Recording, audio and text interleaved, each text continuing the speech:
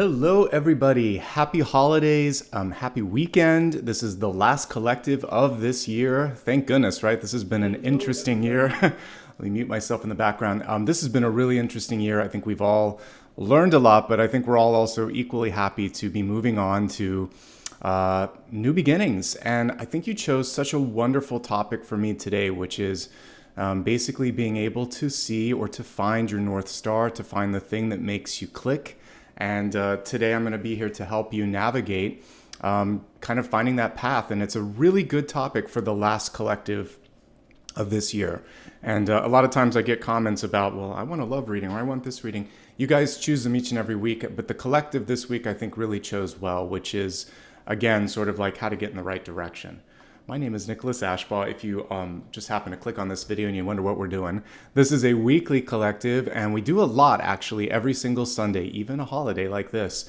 What I like to do is basically open up with channeled messages at the beginning. I got snow basically that was coming through. No surprise, a lot of you were thinking about it, even though I'm in sunny Southern California, and I had to actually put on my AC today. I was trying to wear a festive sweater and everything. I'm like, it's too hot. But in my dreams, I was throwing snowballs with all of you, so it was a lot of fun. So we're going to talk about snow as your totem today. It actually has a lot of really cool metaphors for like stepping into something new. So more about that in a moment. Then we'll get into a granular 7-day forecast, which will take us from this Sunday to New Year's to next Sunday. And then there's one specific part of this reading that is kind of a breakdown of everything, and that's the elemental forecast. That's the only part that's specific to signs. Everything else is for all of us here. We get together. It's just like any sort of group meditation, group gathering. It's for the collective. If you want individual forecasts, go to my main channel page. By the way, a little change. It's on the live tab. They separated them out. So if you go to videos, it's going to be the stuff that I was uploading a few months ago live, since we're doing it all. It's there, or you can go to my main page and I have all of the, basically all the monthly videos organized neatly. Okay? That's it, folks. There's a lot more to come, and we'll get into that special topic a little bit later. First things first, if you like what you see here, please remember to like, subscribe, share, and leave a comment on replay. It helps with engagement. It helps other people find it. It's free, and I appreciate it. You can also follow me across social media. Almost everywhere, it's Nicholas Ashbaugh. There's a few exceptions, but you can go to my website for those details. Remember that I don't offer private readings. I don't use direct messages. If someone reaches out to you, it's not me. If you want to show some love and support in real time, you can do that here. Dakota will thank you. I'll thank you at the end. And without any further delay, let's get into those channeled messages that I was talking about. So it's been a while for those since I've seen snow, but I actually grew up in some snowy places. I spent some time in Colorado. I spent some time on the East Coast, New England area, Mid-Atlantic area, and definitely no snow. For the first part of my life, I lived in snowy places. That being said, it's been a while here in California. But last night in my dreams, all I saw was snow falling, snowballs, snow, snow, snow. And it's no surprise because I know a lot of you, especially in European climates, Northern European, here in the United States, especially Mid-Atlantic and Midwest, there's been a big sort of Arctic blast. So I was receiving a lot of your collective thoughts on ice and snow. I actually think it can be a lot of fun, and there's a lot of cool things that we can talk about with that. So let's do that, and we'll get into this. If you're new and you wonder, why is he talking about snow? Get the cards, Nicholas. I work clairvoyantly through dreams and dream messages. Sometimes I get an inanimate object like snow, or sometimes it's something like like a bird or whatever. So that to me is just as valuable as an Ace of Cups. So whether it's an object, an idea, or a totem, all of those things come through and they inform what we're going to be focusing on. And it's an acknowledgement that I'm picking up on what you guys are thinking here. All right. So let's talk about the first piece of this, which is snow itself is a little bit of a juxtaposition of different concepts. In one way, we're looking at this and we think about being frozen, right? So frozen, when it's a metaphor, is I'm stuck, I can't move. But snow particles, these little, collections of ice particles, yeah, they're frozen, but they're moving in the air. So there's the combination of being still yet moving. Meditation is kind of that, right? When you meditate, you're still, but your thoughts are moving out there. You're perceiving things, you're receiving things. It's a big old Ace of Cups, basically. So you're not frozen in the metaphorical sense. You may be pausing in this moment, Movement could be happening around you. Synchronicities could be coming toward you. And sometimes if you're lost, you need to stand still so you can be found, right? So in this moment, the illusion of being frozen is the main message that snow was providing me. Things are moving. Either you're moving or things are moving around you. You have to slow down long enough to get an idea of what that movement means for you. I use the Temperance Angel here because it's got 1 foot in, 1 foot out. It's taking a temperature check. It's figuring things out. It's balancing those two chalices. There's a nice path behind it. The sun is shining. Clearly things are going to go okay. Patience wins the day with temperance. And that's really the first thing that this message came through. You're not as frozen or as still or as stagnating as you may believe. So if we take the word imperfect, I am, and you basically were to take the first piece out, I'll even put it here in the title. I wanted to explain it first. So if we kind of take the regular thing would be like I am, but we could actually do it like apostrophe. I'm perfection. Instead of imperfection, put an apostrophe in there. I am perfection. And the way you are is through your imperfections. They're actually what makes you special. I talked to one of the signs this past week or two about like the beauty mark that, old style Hollywood actresses would paint on. And sometimes people that even have, there's a trend now in makeup to make fake freckles and things like that. Because sometimes if things look too perfect, it's hard to discern that one person from the crowd. So having eyes that are spaced out a little bit, having one color that's different, like, or appeared to be different, like David Bowie, there can be these sort of like singular aspects of your body or your person that can actually help you stand out. For some of you, it could be your tone of voice or your ability to sing. It may be a God-given gift, like you're just really good at writing or something like that. Whatever it is that's either special or maybe frustrating at points for you, that's also what makes you stand out.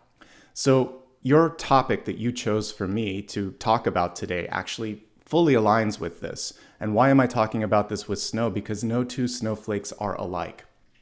They all have a little bit of, the way that the ice crystals arrange makes them unique. The size that they can get to. By the way, I was doing some research and I couldn't land on an official range, but based on what I saw, snow can get pretty big. It can get to be a few inches across. It can also be very small. It depends on the conditions. So size and arrangement of crystals, all these variances, it looks uniform from a distance, but you take it and look at it up close like fingerprints, no two are alike. So if you're finding your North Star, you're really looking at parts of your life that make you stand out, that make you a little bit different. And even though society, parents, and teachers often teach us to basically suppress that, today's presentation is really about how to accentuate or to kind of like pull from that toolbox and say, yeah, I know you want me to do this, but this is different. Let's try this. Okay? And as we ease into this new week, which is also easing us into a new year, a very fun time for readers to be able to read, shouldn't we boldly be going forth and trying something different? It's a chance for something new, okay? So instead of feeling like you're imperfect, put an apostrophe in there and think, I am perfect because of my imperfections. It's really just people wanting to see things that are familiar to them. And so homogenization or generalization of things around you makes you feel like you're or sometimes even seeing a mirror of themselves. So be yourself, be as unique as you can be. And that's the main message here with this particular totem. Okay. Okay. So we'll talk about many of you that are dealing with snow and you're out there shoveling it, or you're looking up at your roof thinking, I better get some of that off so that we don't have a leak or some damage. A little bit of snow is fine. It's festive, it's cool, it's, romantic, but after 2 or 3 hours or 2 or 3 days, 2 or 3 feet, it's not so romantic. It's a little bit of a burden. And the 10 of Wands connects to that energy of pressure, suppression, feeling like there's too much. On the highest end of it, basically it's saying you're very close to something important. Don't give up now. Lean on people, ask for some support, do a better job with delegation and organization than perhaps you have in the past. So the 10 of Wands can be better dealt with by leaning on or bringing in or kind of helping with I would say like the organization and distribution of what you're working on. If you are taking on too much, kind of like this feeling like you have to be Atlas, holding up the weight of the world, don't do that. This is a chance to really realize that everybody brings something special to this moment in time, and You might be cheating other people of a chance to be able to help out, learn, and grow. So you don't have to continue to do that because it's not sustainable in the long run. Prioritize your health and your well-being. Neck, back, and emotional baggage. This is where the Ten of Wands suppresses us. Even though it's a very good card, it can show fatigue or overwork. So I'm very glad most of you have the ability to take off during this period of time. Not everyone does. There are people that are delivering your groceries, that are delivering the mail, that are delivering packages, that are working hard during this week, that may actually have to juggle a few jobs. So for those of you that are doing hard work during this period of time, take proper care of yourself, whatever that means, however you can do it. Maybe that's someone at home doing a little bit more of the work. For those of you that are off, but you still feel the emotional or the sort of like, symbolic pressure of work and life, reach out to a professional this time of year. It's very normal to have those feelings because there's anxiety over the new year. There's nostalgia over the past. You may be mourning people that have been, have passed on or have been separated from you. So there's nothing better to do than to reach out and get some assistance if that's what you're going through. Okay? The Ten of Wands is ultimately a card of success. And as long as you are cognizant of balancing a little bit better, you're going to be okay. Surrender. This is one of the most beautiful things that snow can teach us. What is it doing? It's literally just falling, free falling. And it's allowing the wind to kind of take it where it needs to be. Now, we don't have to be so sort of free flowy with things, but what snow can teach us is that once we know who we are and what we want to do, there's a surrender to intuition and just saying, all right, I've done everything that I can to align. Now let's just let the chips fall where they may, or the snowflakes fall where they may. And you're going to surrender to your intuitive or your creative side and just kind of trust in that. I think that's going to be really important here, okay? That's why that animated movie, basically the whole idea of letting it go, that there's something to that. But free falling or surrendering or just letting that, and when you think of snow, it doesn't come down violently. It gently falls. Even if there's a blizzard, there may be a lot of wind, but it's still kind of just falling down. It's not, wrapping around and doing crazy things for the most part. There are times where there's really strong winds, but usually snow, it just gently falls, one flake at a time, okay? The final and the most important piece, and the one that brought me to bring this forth as a totem today, was play. So I can't remember the last time that I built a snowman or threw a snowball, but that's what I was doing in dreams, basically playing with the inner child and playing. It was like a kid playing with kids. And so to me, that's definitely a metaphor for the Six of Cups. And it's a time to basically go back to things that brought joy and fun and a playful sort of energy into your life. Because life is finite. We don't say life is short here, but life is finite. It's unpredictable. And the best thing that we can do is be as present as possible and celebrate each and every moment. And that's really what this is about. And yet, definitely spending time with the inner child, with children in your life, or just giving yourself time to have a sense of humor, which sometimes we don't do anymore, and just basically have fun. Play should be a part of every day, or joy should be a part of every day. And I think that's going to be key. Quick summary, and then we're going to get into actually, there's one more, and then we'll get into the 7-day forecast. This is super important, and it's a fun fact about snow. When it's in that sort of powdery phase and it's just, building up, it actually acts as a absorption for sound waves. So if you're in a studio, a lot of times they put foam on the wall so that there's no echoing. Right now I have some boxes and things that's absorbing some of the sound on the other side.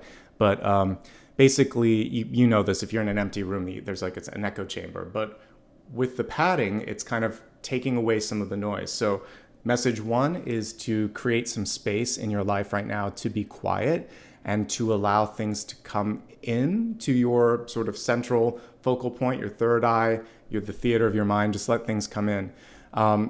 You may be needing some peace and quiet as well, especially over this period of time, whether it's Christmas, Hanukkah, Kwanzaa, New Year's, or just all the end of year gatherings that happen. Family and people and activities tend to be a part of this, and sometimes there's this feeling of I just need 5 minutes, and that's an actual goal that you can set, 5 minutes for yourself.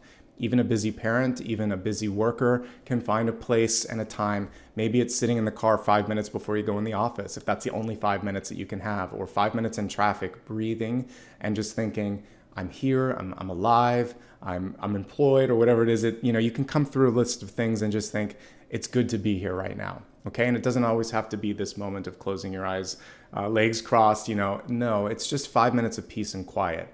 I think if you can do that, that's going to be great. I chose the Page of Swords because to me, the more I've learned to read cards, this one represents taking a moment and listening. Literally look at this page, at what it's doing. It's focusing here, but then saying, all right, did I get everything? Is this really what you want? Is this really what I want? It's taking a moment to consider. And of all the Swords cards, that's probably the most powerful because it's present, it's questioning, and it's integrating feedback. And that's why this page is a very powerful symbol here. Make sure that you're listening to people around you. Did I hear you correctly? Is this what you would like? No, really, how are you doing? Any of these sort of probing questions. Follow-up questions is where the magic happens. The first one, someone's giving you what you want to hear, or what they think you want to hear, or they're not really answering. Second, third, or fourth question is important. If I lean back into my journalistic background, that's the important thing. It's your follow-ups. It's basically what you stumble upon when you thought, even if you're trying to get someone's attention or trying to get information from them, you may think that this is the way to go about it, but it's the winding path that's actually a lot more interesting. And you just be present and pick up on the points that they're talking about. That's what a good interviewer does. They don't talk over. They don't dismiss a really important gem because they have 3 questions ahead that they want to talk about. They go for that important moment. So be present, just like an interviewer would. Be inquisitive and ask beyond what you think people want you to hear, okay?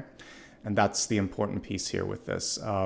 So the muted piece can also be like cotton in the ears, and that's how I got to that.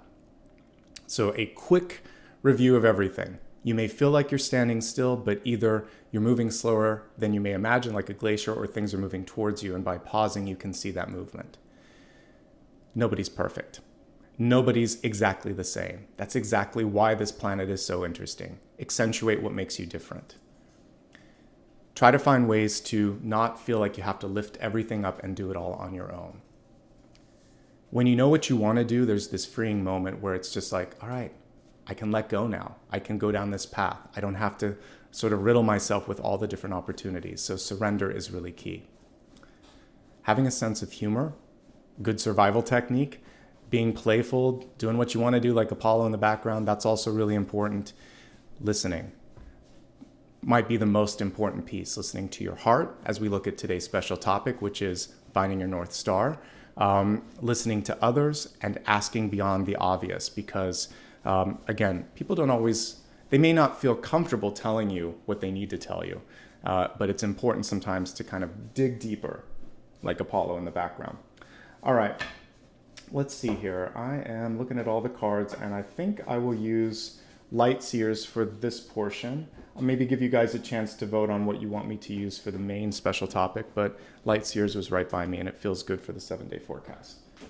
Okay, so let me just, I forgot to turn this camera on. We'll turn the camera on. Again, we're going to be looking at a 7-day forecast taking us from this Sunday to next Sunday. This is for everyone. We'll have a breakdown in just a little bit where we can basically take a look. Okay, it's still not tuned in yet. Hold on.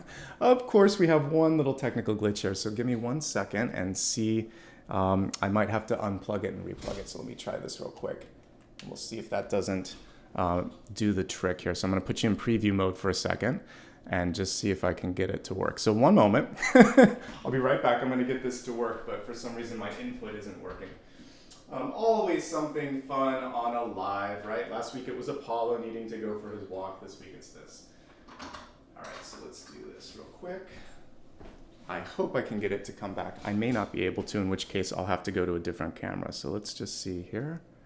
Yeah, sorry folks. Give me 1 moment to just do a little bit of troubleshooting. I have a backup plan here if we need to do it, but let me see here. Unfortunately, sometimes you have to restart the app that I used to do it, and I don't want to do that. So let's see.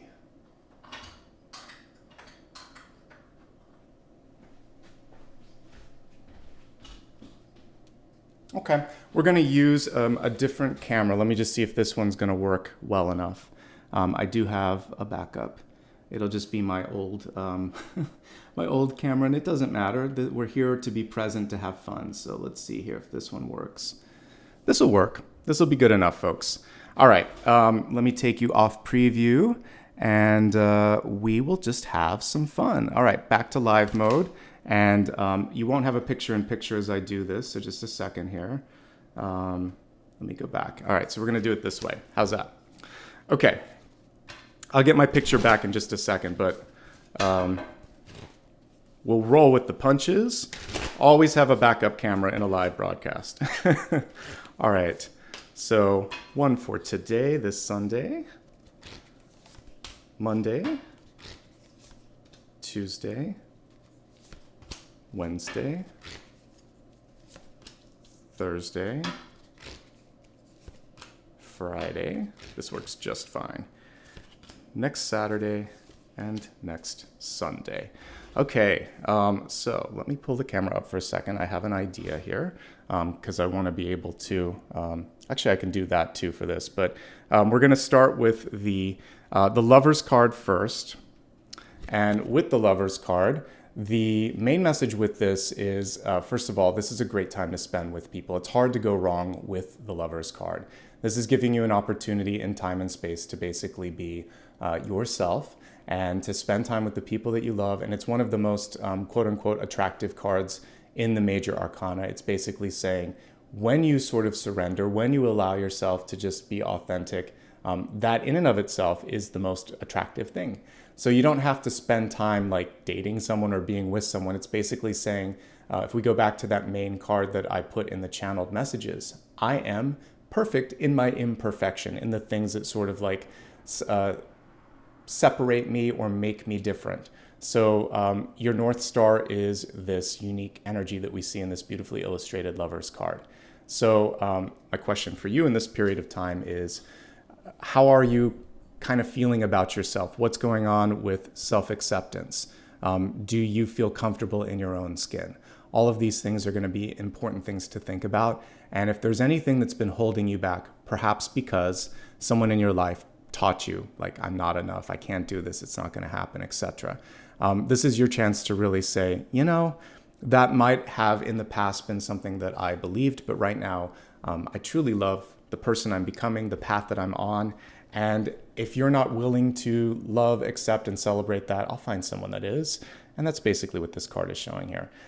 As far as like what you can do today, anything that requires a negotiation, anything where people in your life, you know, you may need sort of like their input or their feedback, all of those things are going to bode and go very well for you in this moment in time. So give me a second here. I'm going to actually, I'm going to change my camera input so I can keep using the picture-in-picture. That way I can talk about stuff and you'll see me. I just have to do something real quick and fancy. What I would say for you today to do is to also focus on not feeling that sort of desire to, again, make everybody or feel like you have to make everything perfect for everybody. That's not the point in this period of time. Yeah, being your authentic self, be the best piece of advice that I can give you. Okay, so here we go. I think I've got this working. Perfect. All right, so now we can do what we normally do and you can see me talk. So let's put you back into live mode. All right, so and now we'll go to this and perfect. Okay, just had to do a little bit of technical stuff behind the behind the scenes. All right, so that's your energy for today. Now let's move on to what's coming through here for Monday. And we have the Chariot card. The Chariot card is a card of getting back on track and basically taking control or ownership of a situation. So the first day of the week is really, even if it is sort of like post-holiday and you're thinking to yourself, you know, I just still am kind of in that snooze mode. This is about at least getting things started and at least getting some organization to things and taking a few steps in that right direction. So in a modern deck, this card could be illustrated by like a car or a motorcycle, and this would be the equivalent of turning on the ignition. It's not necessarily that you have to drive to the final destination. It's basically saying, I need to at least start to see some traction, and I need to at least start to get things going in the right direction. And I think if you can do that in this period of time, that's going to be really important. And it's And it's manageable because sometimes when we feel like I have to get everything done, it can be just a little bit overwhelming, right? And so this is basically saying one step at a time. That's the key, that's the magic, and you can make this happen. There could be a couple of issues coming up with control. This is not necessarily as much as like an Empress reversed or a Queen of Wands reversed where someone's coming in and trying to boss you. With this upright, they're actually looking to you and they may be asking, what do you want to do? It may be a little bit of pressure for you because you're feeling this need to figure things out on the fly. So just trust in yourself and realize that they're coming to you because of the energy that we see today. So there's someone who values you and who really wants to see your ideas and perspectives. So as long as you are moving forward with that feeling of, I love myself, I can do this, it's okay, they're going to embrace that Chariot energy. The magic starts to happen on Tuesday. On Tuesday, we have the Magician. He is reversed, but he's nonetheless very impactful at making things happen. So one thing that's important with Magician reversed is kind of like Seven of Cups reversed, and it would be focused. Just because you can pull at all of the elements doesn't mean that you have to. Doing less, doing it better, being more precise, being more sort of mindful of it, that's what we're getting at with this. So you don't have to throw in the kitchen sink. Basically doing everything, trying to prove yourself. Just really focus on one thing at a time, get it finished, and don't doubt yourself. In other words, trust your instincts. The free fall message that we got from the High Priestess is coming through with this, the snowfall. Just let the cards or the snowflakes fall where they may and keep working your magic. It's going to be a very productive day. This is a great day to meet up with people as well. This is the chemistry card in tarot. So if you were fortunate enough to have like a first date, an interview, something happening on Tuesday, basically your charm is coming through loud and clear. And I mean, these first three cards are very charming and very engaging. This is literally attraction personified with the Lovers. This is someone taking your lead. And this is them sticking around to see what you have to say. So we have a beautiful first 3 days here of this week. As we get to the midpoint, we have the Ace of Swords and it's in reverse. Very much like the Page, we're focusing on the ear chakra here. And I'm going to pull the card up right. So the card is reversed, but let's just look at it close up. So the Ace of Swords here, it kind of looks like a ram's ear, a ram's horn rather, but it's going right towards the ear chakra, right into the brain. So it's saying, don't second guess yourself if you have something and you want to kind of communicate it. This is being outspoken and getting to the point. So basically don't distract, or more importantly, don't put your own judgments before something. Let someone else kind of come forth. This is especially true if you've worked hard on something, you're afraid of rejection, and you put something self-effacing, something negative, before you say it. You can say something along the lines of this, which would not be good. I may not know much about this, but here's my opinion. I may be crazy. Never say that one. That's bad on many levels. It's an outdated term. This may sound outlandish, but no, just put it out there. Say, I have a thought. Here's some feedback. I've considered it. What do you think about this? Put it out there, but don't overdo it. And then give yourself a chance to actually listen and hear what the people have to say around you. So it is critical, but not... It's constructively critical, but it's not negative. It's insightful, it's inquisitive. All of these energies are what's going to help you through on Wednesday. There's a chance to revisit, revise, review, rewrite. We're starting to get into energy of retrograde around this time, and this is a good time to put the pen to paper and say, I think I can do a little bit better here. I'd like some more information about this. So revision is definitely a part of Ace of Swords in the reverse state, and hopefully you're willing and ready to kind of lean into that as needed. As we get into the energy of Thursday, now we have the Temperance Angel, which is what I talked about in the channeled messages. So 1 foot in, 1 foot out. There's this illusion that you're standing still, but you may not be. And what you're really being asked to do almost at the end of the week on Thursday is to sit still for a moment, check in with yourself, check in with others, take a few deep breaths, and think about progress made and progress that needs to be done. It's contemplative, it's gentle, it's also super powerful. If we look in the background, we can see the wings behind this angel. We see the, I think it's the sun and the moon in this one as well. So you may be pulled in two different directions, and your patience, your curiosity, your ability to just slow down for a couple minutes is going to help you go to that path that's a little bit more worthy of your time and energy. And it may just be a day where you're going to be asked to just balance things out a little bit. If I were to give this some sort of a percentage, it might be like a 60, 40, 70, 30 sort of split. Most of it in one area, a little bit in another. Part of that is coming from like the size of the Earth, the size of the moon, the distance of the moon. It literally is it was a part of the Earth based on some of the estimations of how it was created. Like something crashed into the planet and then a lot of mantle kind of went up there and created the moon. So there may be two things where you feel equally connected and like they're both a part of your big vision, but one is going to be the star, the sun. So focus on that, and everything else will fall into place. I do see this as a very productive day. I will say that. It's just a day where the productive elements come through pausing and through planning, okay? We have a lot more sort of like in the weeds work going on here. You working with others, possibly today, possibly Tuesday. A lot of one-on-one work where you might be revising or working directly with one person here, or just revising something on paper. But this is a day where it's mostly you. It's mostly in your head, and you're going to be able to come up with some great things because of that. You may also be asked to be the calm in the storm. So other people around you could be frenzied and hurried and trying to wrap everything up before the end of the year, right? Because we're getting very close to the end. Is this like the 29th, 30th, 31st, 1st? Yeah. So it's very close to the end of the year, but your patience will pay off. All right. Now we have literally the last day of the work week day of the year. So this is why people are trying to run and catch up. You can see it here in the Knight of Swords. All right. In this one, it's reversed. So it's saying, first of all, most powerfully, which way do you want to go? Imagine that there are two signs pointing in different directions. Are we going in reverse, which is what happens when this card is reversed sometimes, or are we moving ahead? There may be something worthy of a final touch, a final delivery, and before you can go into 2023, you need to finish that up. I think that's the main thing you should focus on Friday.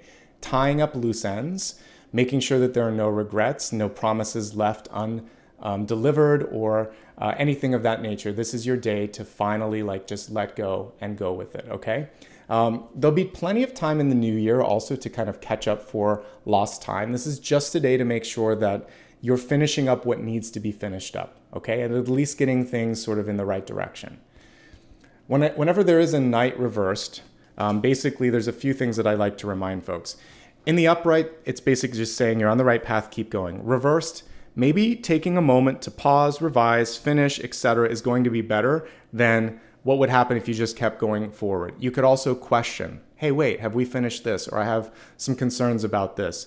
This is a day where any of that energy that, even though if it slows you down a little bit, it's better than moving forward and then having to revise and go backwards anyway. So slow, steady, revisionary, still kind of coming through in these 3 days. I really see the retrograde energy coming through Wednesday. I see patience winning out in Thursday, and then definitely slowing down and being more mindful, which is good to do in a retrograde cycle, coming through in Friday. You have a really lovely weekend energy Page of Swords, which I also highlighted in the channel messages, and now the Sun as well for Saturday and Sunday. So let's start with Saturday, the Page of Swords upright. A lot of insight coming through for you. New ideas. This is perfectly aligned with New Year's Eve, isn't it? So there's going to be intentions, revisions, parties, a lot of things. She's delicately walking across that sword. We could kind of see it as a tightrope. Make sure that you're not finding yourself pushed too far in too many directions, and that you're giving yourself the time and energy that you need. I'm just checking on the chat because my laptop is face down as we're doing this. Just make sure that you're giving yourself the time that you need to make sure that you're not getting lost in the shuffle, that you feel like you've got your wits about you, that everything is going in the right direction. One thing that I think would be great, this is Swords, communicating and writing and somehow breathing energy into those intentions. It's perfectly aligned for New Year's Eve. don't wait until New Year's Eve. You can start it now. If we go back to all the messages here, like the power of it actually starts coming in here at Wednesday. But I would say Tuesday and Wednesday, that's when I would start writing and revising my sort of like plan for the year ahead.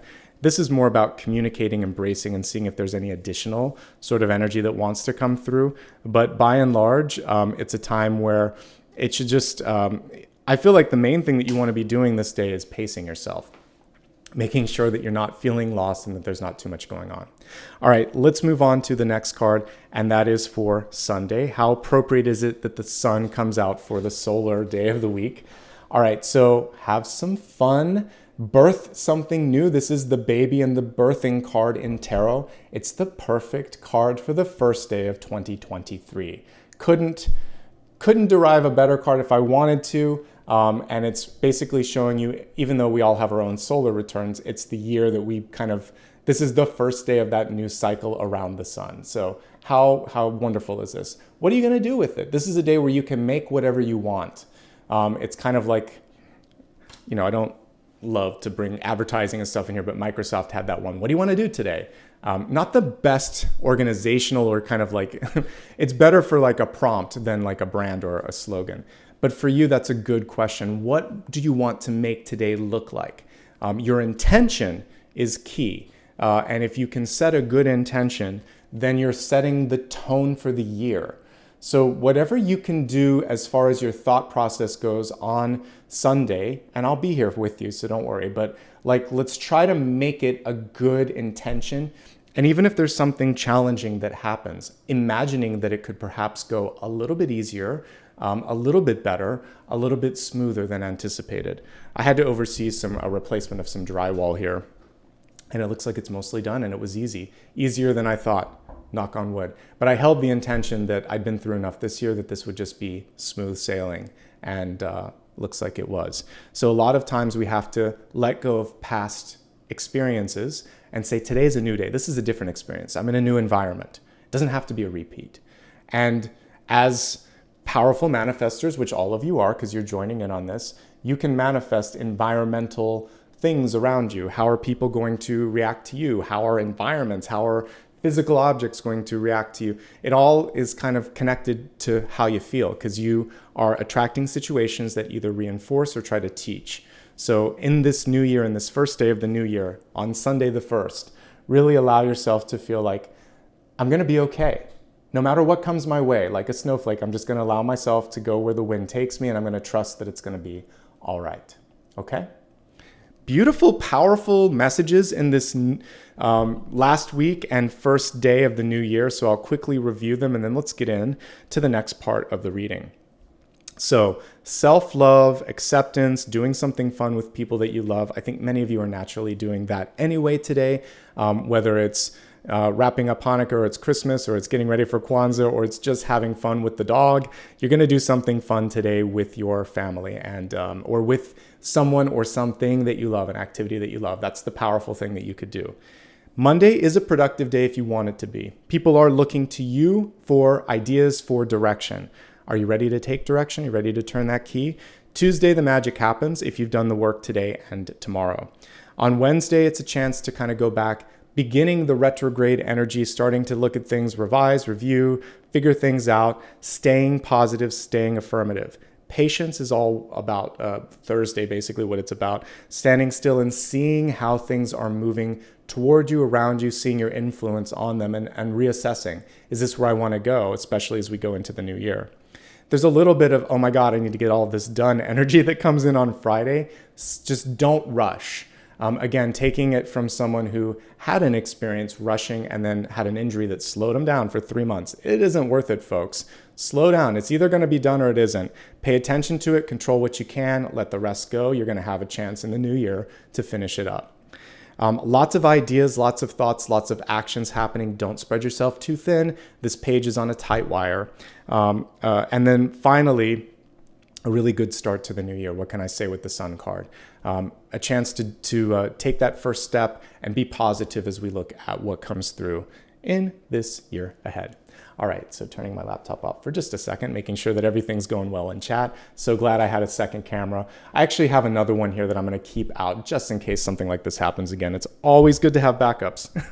All right, so we just went through the 7-day forecast. We're going to take a look next at the blessings and blocks. I really like this deck. I may stick with it. I think I will for simplicity's sake. Let me just rearrange everything on the table, and then we'll move into the next part of this reading. So blessings and blocks are just like they sound. It's going to be things that can really bring us into our highest energy and help us. Also with the blocks, sometimes it's just something that we need to be aware of so that we don't repeat a cycle, so that we don't get in our own way. So blessings and blocks coming through live and in person. Let's see what the messages are right now.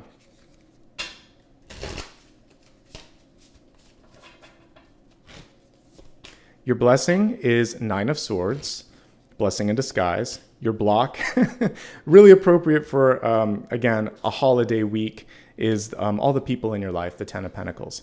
So let's begin first with a surprise blessing. So for many of you, this can represent an understanding that maybe the only thing to be afraid of is kind of like the energy of being afraid, right? The only thing to fear is fear itself. In the book that I wrote a couple years ago, I had this personification, a shadow energy of fear. And it would take whatever face that it felt would provide the most sort of like reaction, because it fed off the energy. And that really is what fear is.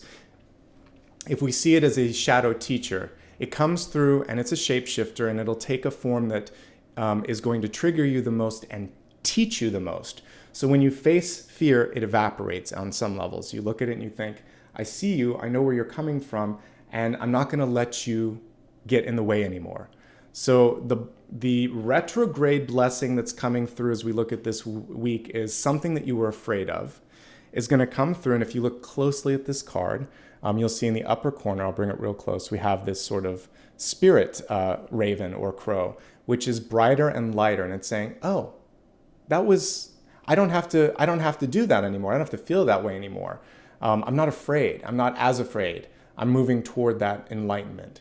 So our fears come through, and as we get older, you can even do this with a book or a movie that used to scare you as a kid. When you revisit it as an adult, you're like, that's not so scary, actually. It just, part of it could be like special effects if it's a movie. They've advanced so much that you can see through the facade. Life is the same way. We give power to people around us that we think are really scary and imposing. As we mature in age, you look at them and you can start to see the cracks in that facade. And you're like, actually, that seems like it's overcompensation. They're not, I'm taller now. That person doesn't feel as physically imposing. We start to kind of find our power. So I feel like in this precipice of the new year, you're finding your power. You're seeing the cracks in the facade of fear, and you're going to peer through that and think, well, if I wasn't afraid of that anymore, what would happen? What could I do if fear wasn't in the path anymore? Okay. This is also asking you and informing you to sort of like prioritize rest and stress management. Okay. So that could mean leaning on a therapist or a counselor. That could mean pulling back your schedule a little bit so that you have ample time to just recover and recharge. The block this week could be it's an ironic block because it's what we all seek, but it's friendship, it's love, it's family. It could also be obligations at work. You're in demand. People may expect a lot of you. People may be trying to put you on a pedestal or make you fit into a box or a frame that they want, but is it what you want? And so with the 10 of Pentacles, there's always that question, where am I? Is this my North Star, or is this their North Star? Okay. The plus side of this, though, is we see a lot of resources, opportunities, and energies that are opening up to you in this period of time. And to me, that's kind of exciting, folks. Okay. So let's look at these together as bookends. You're starting to see through your fears, and that indeed is a blessing. You're starting to prioritize self. That indeed is a blessing. The block is you've worked hard to achieve success or acceptance, or you may still be trying to match other people's expectations of who you are, who you should become, what's supposed to be out there. But you're not going to let that impede. You're just going to think, thank you for your input. Thanks for your support. I know you want the best for me, but this is what's best for me. And that's actually the way that you could approach someone who's trying to project out their desire of what it is that you need to be. Just say, well, that works for you. And I'm so happy that you're trying to help. And I'll think about that. But I feel very strongly about this approach. And rest assured that I'm not rushing into anything. I know what I'm doing, and I appreciate your love and support. And I'll ask for more input when I'm ready. Wow, that's empowered. That's a way that they'll step back. A lot of times people just want to hear it from you. Are you sure? All right, we're going to look at the elemental forecast next. And the elements are fire, earth, air, and water. And behind each of those elements are all the signs. And I'll break it down for you as we go through it. All right, I really like this deck. We're just going to keep working with it. Hopefully, when I get to the main deck, we'll use something as good. I never get sick of it. For those of you asking which deck it is, it's the Lightseers deck. Dakota can put a link to my website. It's featured there with all the other decks that I use. Just has really good optimistic energy. And even the cards that show shadow energy, they do so in a way that helps empower. And it's hard to find that sometimes in decks, but I love that.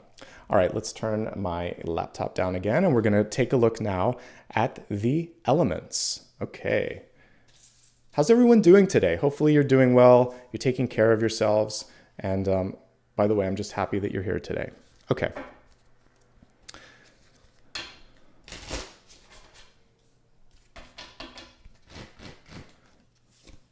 Fire,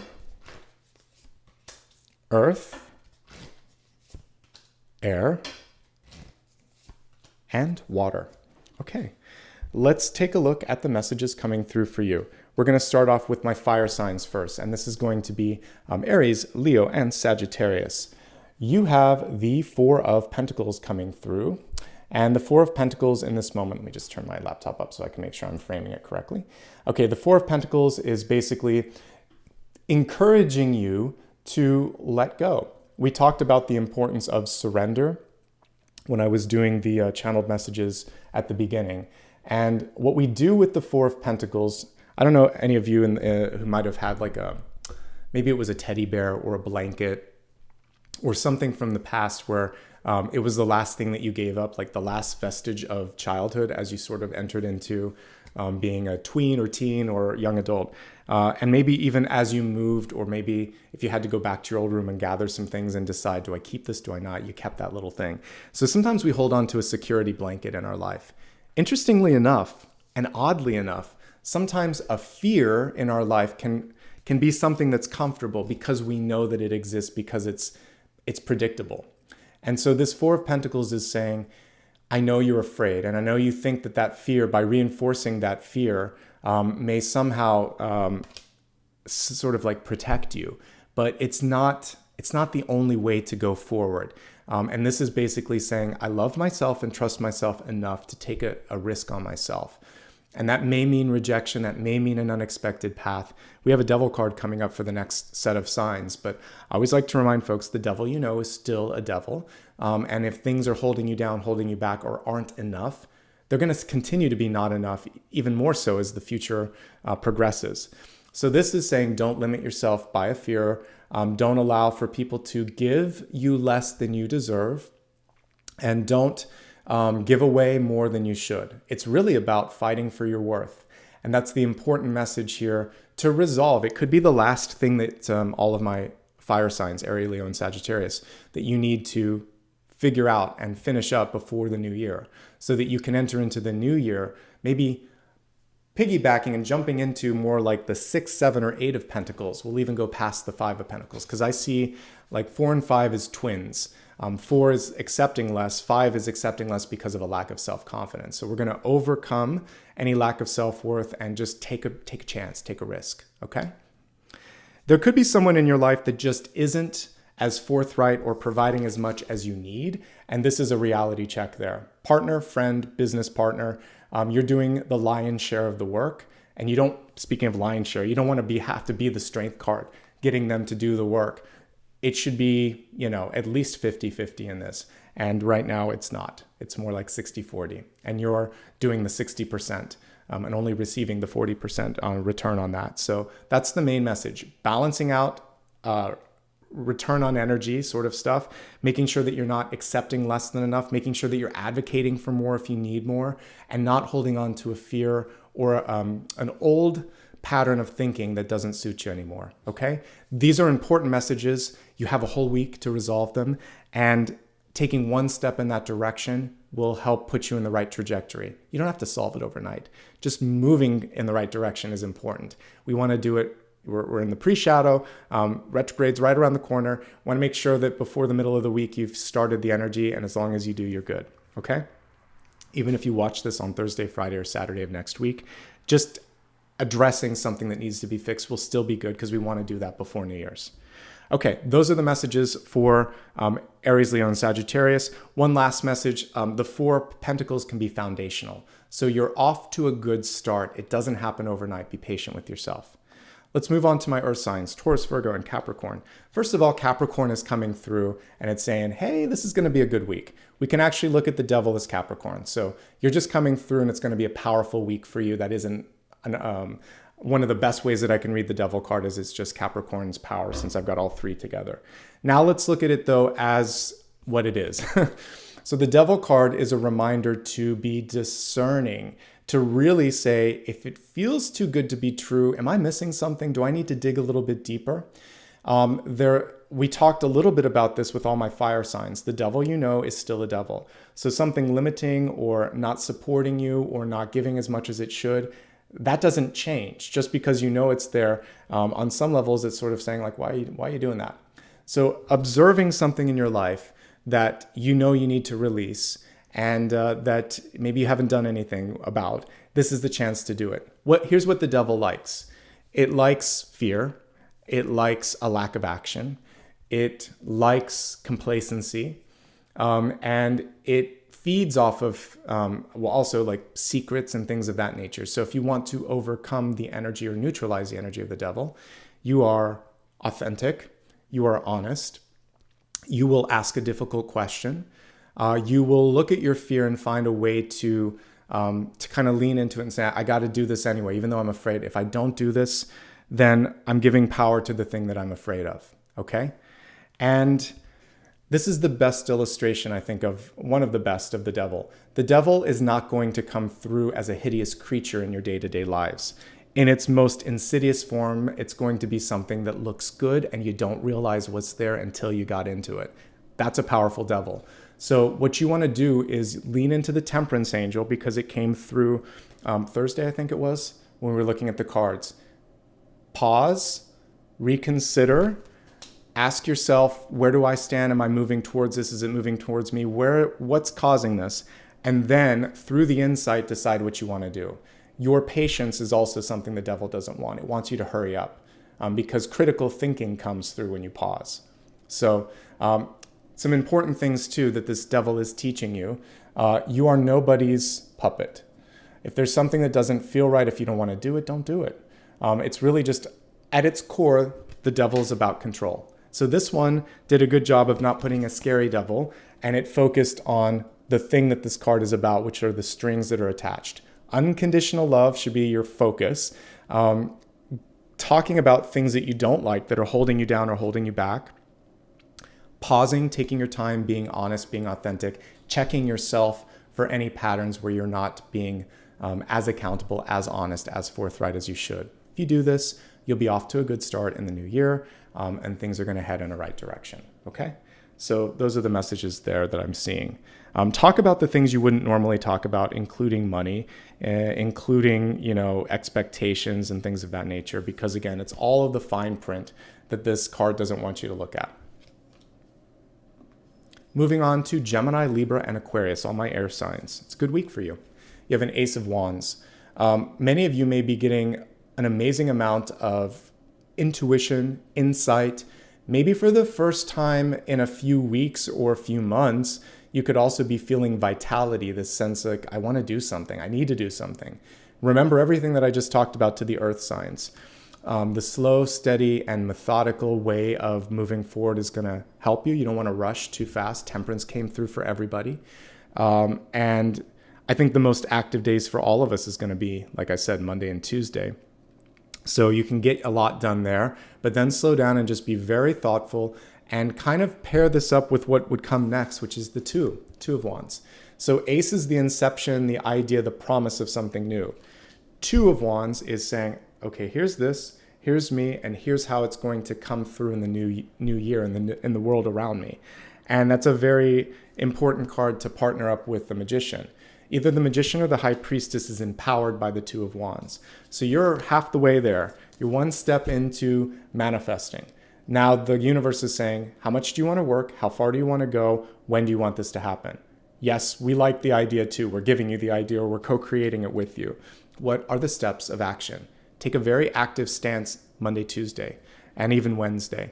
Get this week off to a fiery start, and things will be good.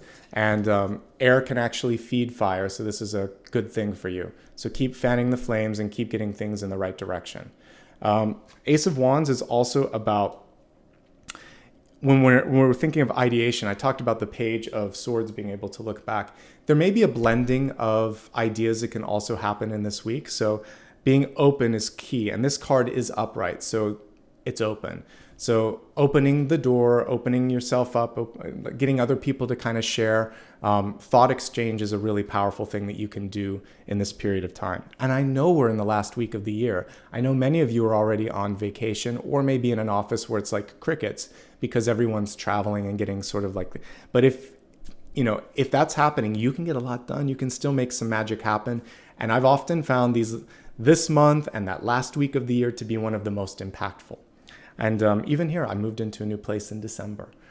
So good things can happen right at the end of the year. There's no reason you can't make this a really great week ahead. Okay? So it's a good week. So far, I would say the most powerful probably, but we have one up on this when we're looking at water. So let's move on to water. Cancer, Scorpio, and Pisces, you came through with water. Partnerships are going to be really powerful in this period of time. Love, relationships, engaging with others. An invitation that you may send or receive. This is a time where you don't have to do or go forward, alone. You don't have to do something alone or go forward alone. In fact, things could be better if you reach out, you ask for help, you solicit advice, etc. The Two of Cups is also for you this understanding that I am worth it. We talked about I am unique, I am imperfect, but those imperfections create perfections. That's what's going to call in partnership in this period of time. Some of you may be focusing on a little bit of a relationship audit. Just like cleaning the house. Yesterday, while they were doing the drywall replacement, I unpacked 50% of what's in this room, which was good. But as I'm doing my unpacking, every object that I touch, I think, does it serve a place in this new house, in this new year? And some things don't. So they get recycled, they get put in the rubbish bin, or they get given away. And I basically have that thought process. Does it still serve me? So for some of you, you could be thinking of relationships and thinking, is there still something about this that is, we talked about reciprocity earlier. Are we reciprocating love and energy, or has it served its highest purpose? Have we learned everything? Is that person moving on? Have I moved on? So you get to do a little bit of audit, because before you can pull in the partner that wants to come through with the Two of Cups in this new year, and yes, if you're a water sign looking for love, that's something that's possible. And I'm picking up on that for many of you. But first, do an audit of self and surroundings, and objects, people, habits, patterns. Those things need to be cleared first, so that the new person that's coming in is seeing the clearer, cleaner, more clarified version of yourself. Just like we were talking about with the Two of Wands, even this Two of Cups is doing the same thing. You have to clean your energy first, so that that person is entering into something clean and clear. Okay? But yeah, it's a good time for love and partnerships and relationships, and inviting people into a new space if you have something, or delivering something new to someone, if you're wanting to birth something, because we have the sun energy for the new year. So announcing something new, very powerful period for all of my water signs. Okay? I really like the energy, even for, as we were looking at Earth with the devil, I would prefer you get this out of the way before the new year. So I really like everything that came through in this period of time. I feel like you're going to have a nice start to this 2023, and that's the goal, isn't it? All right, so we are now going to move into the special topic. I like to save, I need to update this, and I will in the new year. I like to save the viewer's choice for after we go through the special topic, because a lot of times we can see a pattern that's emerged. So we'll do that then. Let me just gather up the cards here. And I have a few by my side. So, you know, I think I'll work with the ones that are beside me here. And I'll give you a chance here to vote on them. So let's see here. People like the Prisma Visions one. I might do that too. And then let me pull one other one here. So I'll turn the camera down as I'm doing this. Okay, not the two of this. Hold on a second. Give me 1 second to get this moving in the right direction. There we go. Yes. Okay. Okay, so I have 3 of them set up here. I've got, let's see, the Modern Witch, the Wild Unknown, Prisma Visions, and I may do Wildwood, maybe to pull in another animal totem. Let's see. Give me a second and I'll give you a chance to vote then. Actually, we'll go for more symbolic one. So for Field Tarot, I feel like these will be good. So give me a chance to set up a poll and we'll go from there. All right. So just a moment and I will set this up. All right, I have to pull it up right for a second and then I'll set up the poll. How's everybody doing? Hopefully you're enjoying this reading and your day's off to a good start. Thank you for those of you that are like on holiday break and you're with me today. I appreciate that. All right, so Modern Witch, Wild Unknown. And I'll show you a few cards of each in case you don't know what these look like. I've almost unpacked all my decks, so it'll be a little easier here in the future. This is Prisma Visions, and then we have the Field. I tried to pick some different options for you. They're all kind of wildly different, actually. Okay, so taking a look at each of these, let's see. The Modern Witch, this is usually, I'm actually gonna do it to the main camera because it's too claustrophobic if I do it the other way.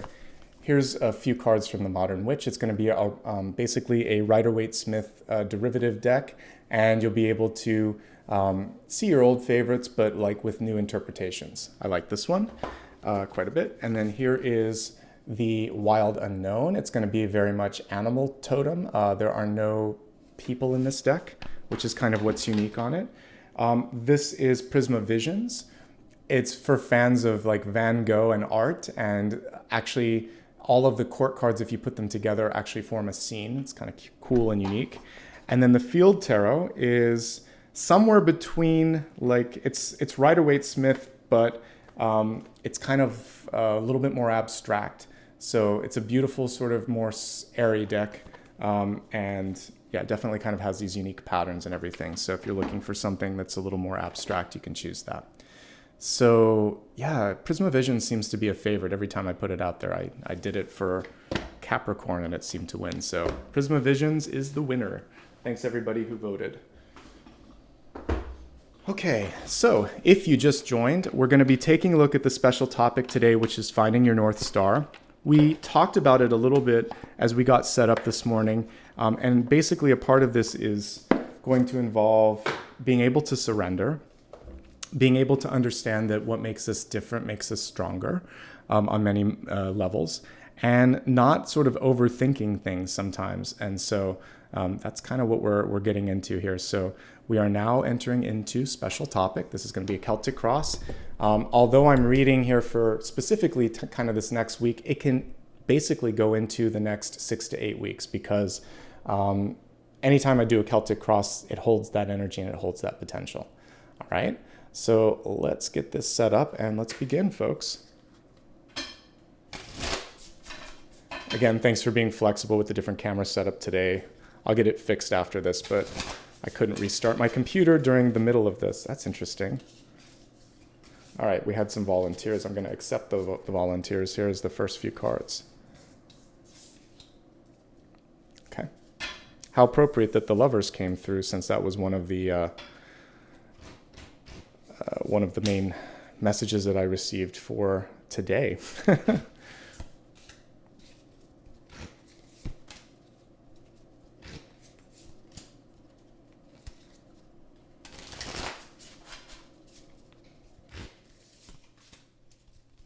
And the devil too. And the lovers and devil basically are two of the same sort of energies, even though we don't always see them that way. I'll show the cards in just a little bit, but it's basically about moving towards unconditional love, away from fear. And that's the main message typically when I see both of those coming through. Okay. Let me quickly expand this forecast and then we'll get into it. Sorry, I just need to make some room here. Okay. We actually got a volunteer that popped out too. It's a triplicate. I'll take it. We got 3 cards that popped out. It's kind of weird. The cards are very animated today. And as I'm shuffling or before I'm shuffling, things are just popping out left and right.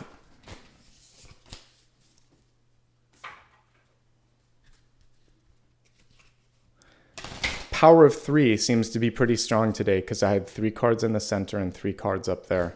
We're going to read these 3 a little bit more closely, more deeply than we normally would.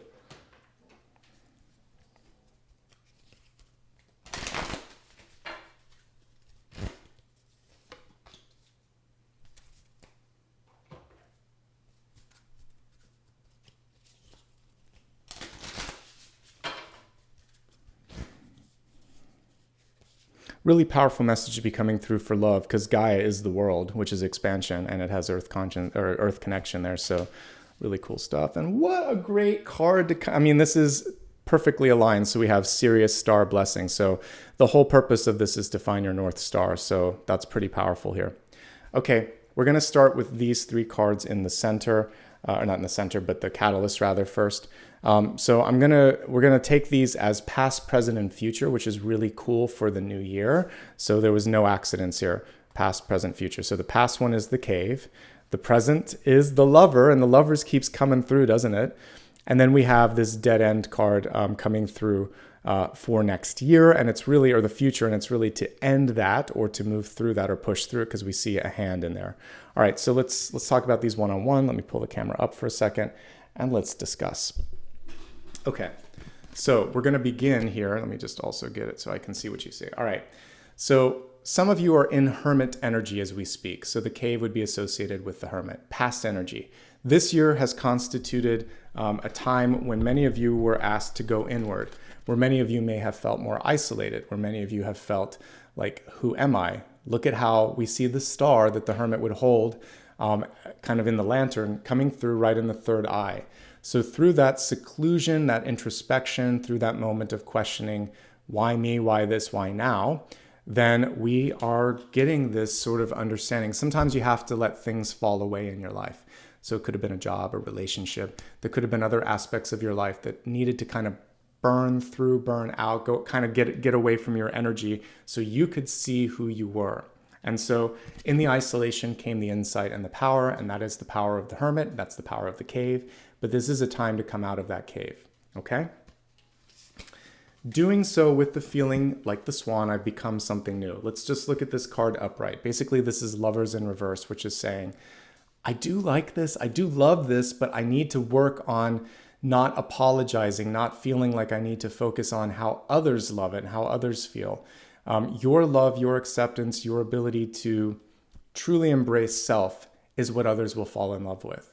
And so you're entering as a cautious lover or lover's card saying, I like it. Do you like it? We don't want that sort of questioning tone. You want to say, I like this. You do too, right? Or just saying, I like this, full stop. And that's really the power here is love and acceptance in the highest forms, cutting the strings that so often appear in the devil card and just being yourself. Easier said than done. It is not easy. It takes a long time. And age and loss and experience are great teachers. The older you eventually get to a point where there are fewer years ahead than there were behind you. So, you know, it's like, okay, if I only have 2 or 3 decades left, what am I going to do? Why do I care so much about what people think? I'm going to live and love and have fun because I'm not going to give one more moment of worry to them or to fear. I don't have as much as I used to waste. I'm going to use it more efficiently. That's the teacher of age and wisdom. It's like, if I could have that, like when I was 15 or 20, how much different the trajectory would be. So today, just realize that whatever age you are, just make today count, make tomorrow count, and however many tomorrows you have, because we never know. Okay. And then no more stagnation. This card is coming through saying there is a path on which you are maybe currently on that no longer really it serves you. It doesn't serve you anymore. So wherever the dead end, wherever death reversed exists, stagnation, stop. And also this aligns with the energy of what we saw with like Thursday, temperance. Pause. Or the snowflakes where they're frozen but falling. There's movement happening around you. Just pause long enough to see the patterns in the movement and make sure that you're moving in the right direction. That's the most important thing, because you've done the discovery work, the hermit and the cave. You've figured out what you like, the lover or lovers. And now we have death coming through, transformation, the dead end.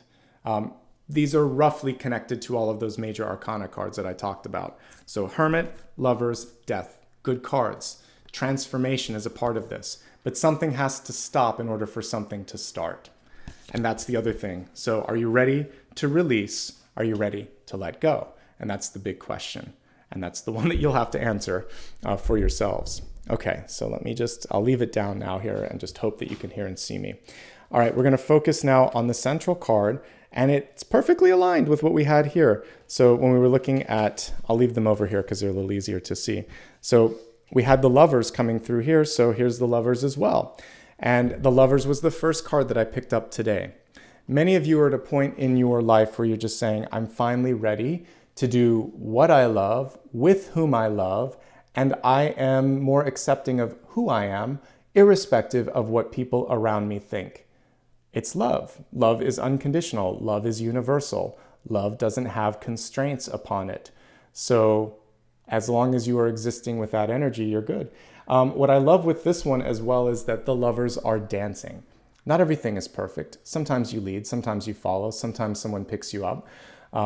And the important thing is that you keep on dancing, you keep on moving, and that it's a give and take. And again, you can take turns who's leading and who's following. There are also like moments where things speed up and slow down, and that's also a nice thing with the dance here. It's not all picture perfect like some Hollywood movie, right? There are going to be ebbs and flows, ups and downs. This is being crossed by recovery. So lovers, and we have now 3 of swords here crossing that center card. And with this comes the message and the understanding that not everything is easy. Not everything is going to happen perfectly or overnight. And so in this moment in time, it's really important for you to focus on saying, how am I going to do things now that lift me up? I'm ready. If you look behind this card, you can see the winds of change starting to blow, and you actually see a little North Star up here. So sometimes we need pain as a teacher. It's not like the most enjoyable energy to come through, right? It's much more fun to have something good, something easy come in. But pain is one of the most effective teachers. It teaches us, ouch, I don't like that. That doesn't work. That's why our reflexes, if you burn yourself, if you prick your finger or something, you jump really quickly. Sometimes you need pain as a teacher, but you don't have to keep revisiting it. The combination of these 2 cards is basically saying, I love myself enough to move away from things that hurt. I may have been hurt before, but I believe in the power of love, and I believe that love can come back in. This is a moment. This is the goal. This is something that we all have to experience, but it doesn't have to be my truth, my only thing that I'm going through in this moment in time. Now, if we move into the energy of the deep past, this card actually presented itself this week as I was reading for everybody. So we have 8 of Pentacles, and the 8 of Pentacles is a return on energetic investment. It's basically saying, I'm not going to give up. So as a deep past message about a North Star energy, something that truly makes you shine, that truly makes you special. Some of you may have walked away from a passion or a God-given gift or a spirit-given gift. So with this 8 of Pentacles energy, it's basically saying it's never too late to go back and to put or to invest in something magical and something important like that, right? So I believe that you can absolutely reconnect. So this could be a career path, a career trajectory. It could be something that, a hobby or something that mother, father, teacher, friend, bully in your life said, you're not good enough for that. But as an adult, you think, I can't stop thinking about this. I want to go back. So this is a card that I would often associate with school, training, and expanding one's mind and consciousness. So if you're ready, willing, and fully able to do that, that's what this card is saying. Let's do it. Let's bring it on right now, okay? So this is saying, I'm not going to, by the way, in this one, we see her watering these beautiful flowers, right? So something worth doing takes time, takes patience, takes energy, takes investment. And this is basically the universe saying, whenever you're ready to reinvest, this will grow again, okay? It doesn't go away if there's something that you were given through spirit and that truly makes you excited and makes you feel connected. It's still there. It's just a question of what do you want to do with it or about it. So in recent past, we have the Three of Cups. For some of you, we have a rebound story here. So in the center, we had pain or disappointment. And now coming through recently, we have the antithesis of that, which is joy and opportunity. But I love how all of the love and sort of cups cards are involving a little bit of a dance right now. So this is one step at a time. This is getting your footing again. And this is also realizing that you don't have to dance the same dance that everyone is around you.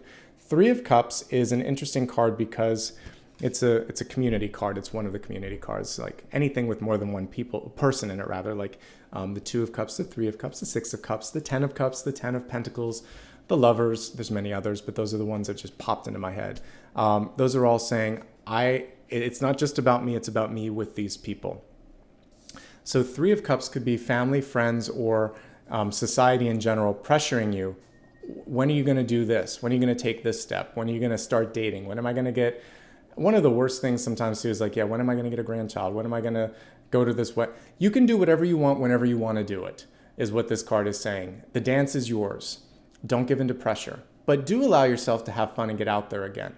And when it comes to truly connecting with people in the empowered star state, you are not going to have to succumb to pressure. So if someone's trying, you'll say when the time is right. That's the right answer.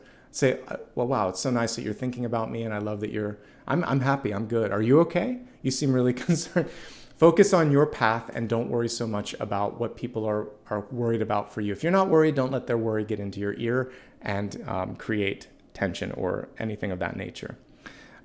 Moderation is something to focus on with this too. There's a lot going on. Take your time. Again, one step at a time. But I do see new love, new opportunity, joy, and celebration wanting to work its way into your life. These two are very compatible. Ace of Cups is what I look for in a love reading. It's what I look for if something new is happening. The fact that it came through reverse gives me pause. I think a lot of it has to do with the fact that some of you might be rebounding. So you're ready, things are moving in the right direction, you're returning to a state that feels good, but there's that fear. Will this happen again? Ouch, that hurt me before. So with the Ace of Cups in reverse, some of you may just need to talk out the fears with someone and get an outside perspective, and someone can basically say, I know that this hurt and I know that this is difficult, but this doesn't have to be how it's going to be in the long run. This isn't always, it doesn't always feel this way. And so that's one thing. It could also be you speaking up for the first time in a long time and saying, this makes me happy, this doesn't. I want this, I don't want this. It's a declaration of desire, of fear, of intention, really, is what we're seeing with this as well. And if the card is in the upright position, it's the satellite dish saying, I am ready to receive. I am worthy of receiving. I am okay with this. This feels right to me. So some of it could simply be the questioning that happens when good news comes through and we wait for the other shoe to fall.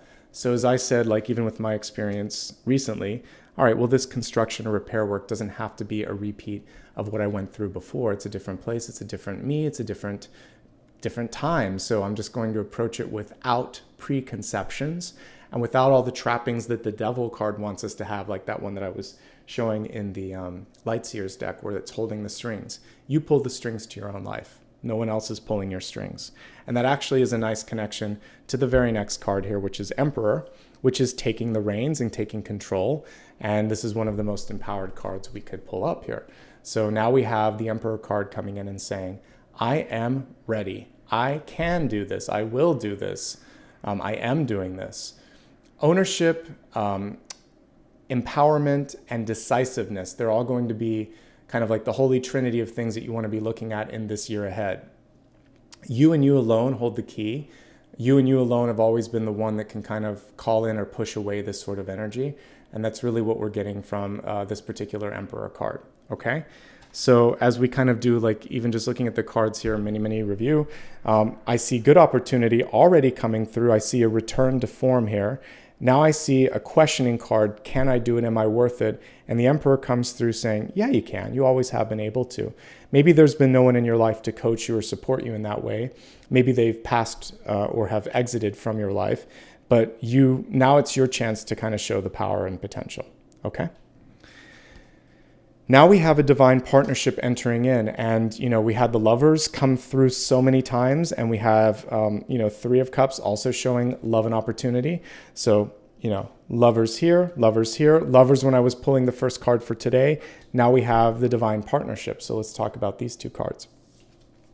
So ostensibly this is you, the Emperor. Well, actually, they're both you. This is how you would show up in the spread, but this is kind of like how you're coming through in the near future. So they're both good because it's actually showing that you're stepping forward. But you could also be calling in the sort of mirror of this for you. So if you really get to this state of feeling like I can do this, I'm ready, then the divine partnership also comes through and says, good, I'm glad. There's more of that to come.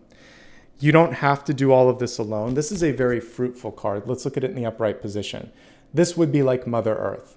Bounty, abundance, expansion, all of the things that divine feminine energy brings forth. It's not about standing still. It is about birthing, growing, nurturing, and seeing more. It's kind of nice that this is the next card in the progression because the Emperor is a little bit more passive and a little bit more sitting still, whereas the Empress is, even though I probably would have ranked these differently if I had developed Rider-Waite-Smith, because I always think divine feminine can take it to the next level, but be that as it may. And that's why the World card is divine feminine in this deck here that I'm looking at on the side here. So this is really about what are you going to do? It's always been with you. You've always had the capacity to create. Are you willing to do that? The test in all of this is power, empowerment. This is movement and development. Now we have the Devil here, which in this deck, I kind of like all these different interpretations that we're getting. You can't see the trees or the forest for the trees. You're looking at what's in front of you, not the big picture. When we're looking at love and relationships, Gaia came through, and it is the big picture. It is the world. The Devil doesn't want you to see the big picture. And so in this period of time, as you're trying to find your star power, there's someone or something that wants you to focus on them. They want to hold you back or distract you by something shiny, something distracting, something that isn't worth your time and energy, to be honest. We also see an autumnal sort of energy with this. Northern Hemisphere, we just got through that. We're actually just past the solstice, so it's winter, it's time to release. This is already done. So it's seeing the end before it happens. It's seeing what you need to move past, and it's not worrying so much because here's the cool thing. Sometimes with devil energy around you, you can't control the devil. That actually is a lesson that I can pass on to you. Like, devil energy represents a relationship where someone's not ready to receive, or they don't want to give in. They're not authentic. They're not capable of giving unconditional, undivided support. And so you don't want to try to change or control that. So seeing that as a no-win or I would say basically not a very good use of your time and energy, that is going to save you so much in the new year. Look, we had talked about assessing things. I think it came through when I was talking about, was it my earth signs? You got the Devil. So this message is especially important for you. Something in the environment no longer serves you. This is in the environment position. So a person around you, a workplace around you, an environment, it could be where you're living, something around you has served its purpose, and it's time for you, Emperor, Empress energy, to move beyond it. Right above it, and this is what the devil wants to hold you back from, is progress, night, movement, a new idea, a new way of being, a new thinking. And so all you have to do is kind of say, well, why not? Let me just give this a shot. Let me explore this line of thinking. And the devil, he's not even there. He's not even in the spread. The devil is just a shadow of his former self in this card, right? So instead we have a Knight of Wands in reverse, which is basically saying, I'm going to pause for a moment and really let this sink in. Because a thought, rather than just moving it forward, you're going to really think about yourself, others, and how this kind of helps you progress or not. And then say, what have I got to lose? Okay, I've thought this through. Let's do this. Momentary thought, momentary pause before progress happens. Thinking, questioning old ways of thinking and saying, that's you, that's not me. That never was me. What are you talking about? And leaning into this new version of yourself. So if the devil shows up, I'd rather it be in the deep past because you've moved beyond it, or it's an existing temptation that you know how to deal with. The environment because you can see it, or maybe a crossing card because it just represents a fear. So we got it in a very malleable space. It's not the outcome. It's just something around you that you can see. It's a block, and you can see beyond the block. And guess what? When I looked at blessings and blocks, the block could be very close to you. The block came through in 10 of Pentacles, right? So the 10 of Pentacles is a coworker, a family member, someone that you trust that has an invested interest or a vested interest in you. So you don't have to look far to see the block. You just have to identify it and say, not worth it, okay? No amount of money, the block can also be throwing money at a situation. 10 of Pentacles makes it worth it. You can give me a fancy title, you can give me a lot of money. It's not gonna get rid of the sort of stuff that I don't like about this, whether it's a job or something else in your life. Throwing money at it doesn't always solve it, okay? Knight of Wands does show progress being the next portion of this journey for you. People really want to know what you think because that is very cognitive. So how do you feel about it? What do you think? Start to really develop this as we're looking toward 2023. Now we have a King of Swords, a really nice card to end up with on the outcome. And this is basically saying, King of Swords in reverse. So the King of Swords in reverse, the ultimate when it comes to communication and action. This King of Swords is taking a moment. I got to look at it real close here. And we see all of these, it's almost like he's a conductor. All these butterflies flying around. And he's saying, this is how I want the change to look. This is what I want to happen. And I'm not afraid of what you think. I'm not afraid of what others think. He's going to get straight to the point and declare it. And so a powerful way, a more powerful way to make an announcement is in a declarative state. So rather than saying, what do you think or how do you feel? Just simply saying, here you go. I worked hard on this. Let me talk about it. And then you can open up for feedback. Then you can say, do you have questions? Do you have insights? Not what do you think? Do you like just saying, now we have some open discussions if you have comments.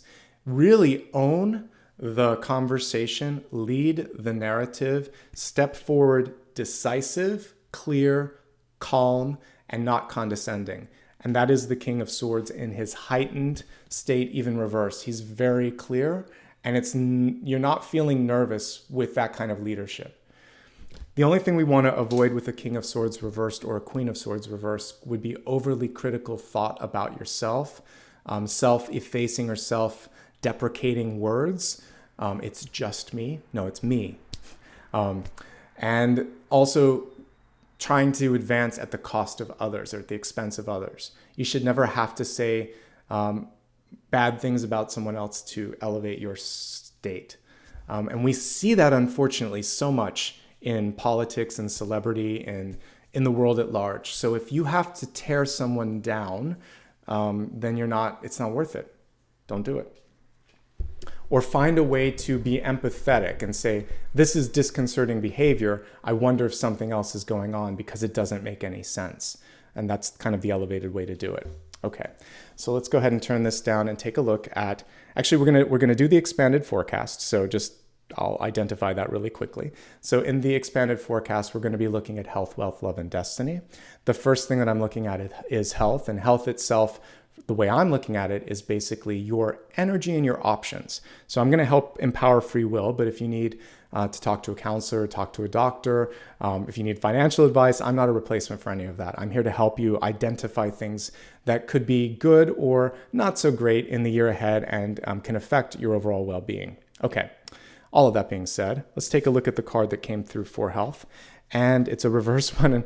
And guys, it's so funny because I had somebody comment on the main thread, like, I want love to come through. Well, it came through everywhere. But before we can get a love reading, it's all about self-love and self-acceptance. So we have the Wild Rose Fairy card here, and it has love coming through. When love is reversed and we're looking at love for health, it's like, do I feel lifted up, supported, loved, and like this moment in time is okay for me? If not, what in my life is making me feel not loved, not supported? Are there any thoughts or patterns in my own person that could be pulling me out of that sense of love, acceptance, and well-being? And that's the main thing to focus on, because looking at the cards here, it's literally everywhere, folks. The Lovers at the center. The Lovers at the center of past, present, and future catalysts for this year ahead. Ace of Cups, love. Three of Cups, love. The Devil, which is a lower version of the Lovers. And now we have love again. So the whole spread has love throughout it. I may not read with the intention of looking at love, but if love comes through, we're going to talk about it. So we have two blocked love cards. Actually, yeah, because the Lovers is upright in the center. It wants to come through elevated, but self-love and acceptance, self-love and acceptance. I think that's the main thing you want to focus on first. Do people love and support you? Or are they gossiping, or are they pushing energy, or are they pushing you to be or act like someone that you're not? Because that can also be the devil, having to put on a mask or a facade in order to get the love and support of others. These are the things you want to walk away of. It's the opposite. It's the complete opposite of the Star. In tarot, there are certain cards that show up nude, not to be salacious, but the Star is naked because it is authentic and it is clear and there are no facades. And anyway, if you're looking at a star in the sky, it couldn't wear clothing if it wanted to because it's pure fire, it's pure light. So in this point of existence, you're being asked to just shine with integrity and without facades or masks. And if people around you react well to that, that's your litmus test to know they're a keeper. If not, then it's something that you want to release for the year ahead. And that's the first thing that came through. It's basically the audit that I was talking about for existing relationships. Now let's take a look at some other habits and activities in your life. We're going to start with the most difficult, and probably when I do reader's choice, I'll look at the Devil card too. So it's in your environment. And when I looked at, did I start off with I think it was fire signs had the Four of Pentacles. Whoever got the Four of Pentacles, it's again the devil that you know, the thing that is predictable, the thing that you were more willing to kind of hold on to. But environmentally, there is something either triggering, tempting, or limiting. And that's the thing to focus on releasing right now. There could also be something on the horizon that, just like we see here, you can't see past it because it's too dense. There's too much to fix. So whether it's a place that you're going to work, a relationship that you're stepping in or out of, or something in your life where it's like, this is too dense and too blocking, I need to step aside. It'll be very clear for you, okay? The good news is this devil came up for a reason. It wants you to go left, right, up, or down, not forward. It's a block. And that actually was what this card was all about, right? The dead end. It's saying you've seen, this is it. These two go hand in hand. There's a dead end and it's right around you, and you're just not going to go down that dead end street. You have no choice but to turn around in a dead end and go back in a different direction. So if you're questioning, why am I doubling back? It's because this isn't worth it, okay? Many of you are going to understand that. You're going to see it soon. It's in the environment. You're going to understand that this is okay. You weren't meant to progress there. This would be a no from someone too. No, we don't accept you. No, this isn't going to work. Or you're going to say no to someone because you don't feel right about it, okay? That's that. Healing takes time, folks. It's not going to happen overnight. Wouldn't it be easier if we could just put on a magic potion and, a cut goes away or pain in the heart goes away? It doesn't work that way. The devil, for some of you, could be trying to push away the feeling of hurt and just thinking tomorrow will be better. Talk to somebody. Give yourself time. It takes time to mourn the loss of a job, of a person, of a relationship. It takes time to ease into something new for yourself. I've talked about this before. Let's say you get a certification or a diploma or a new title.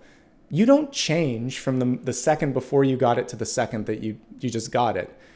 it takes time mentally to think, I am now this, I am now projecting this now, I am now accepting this because I have certification, letter, some sort of special badge or something.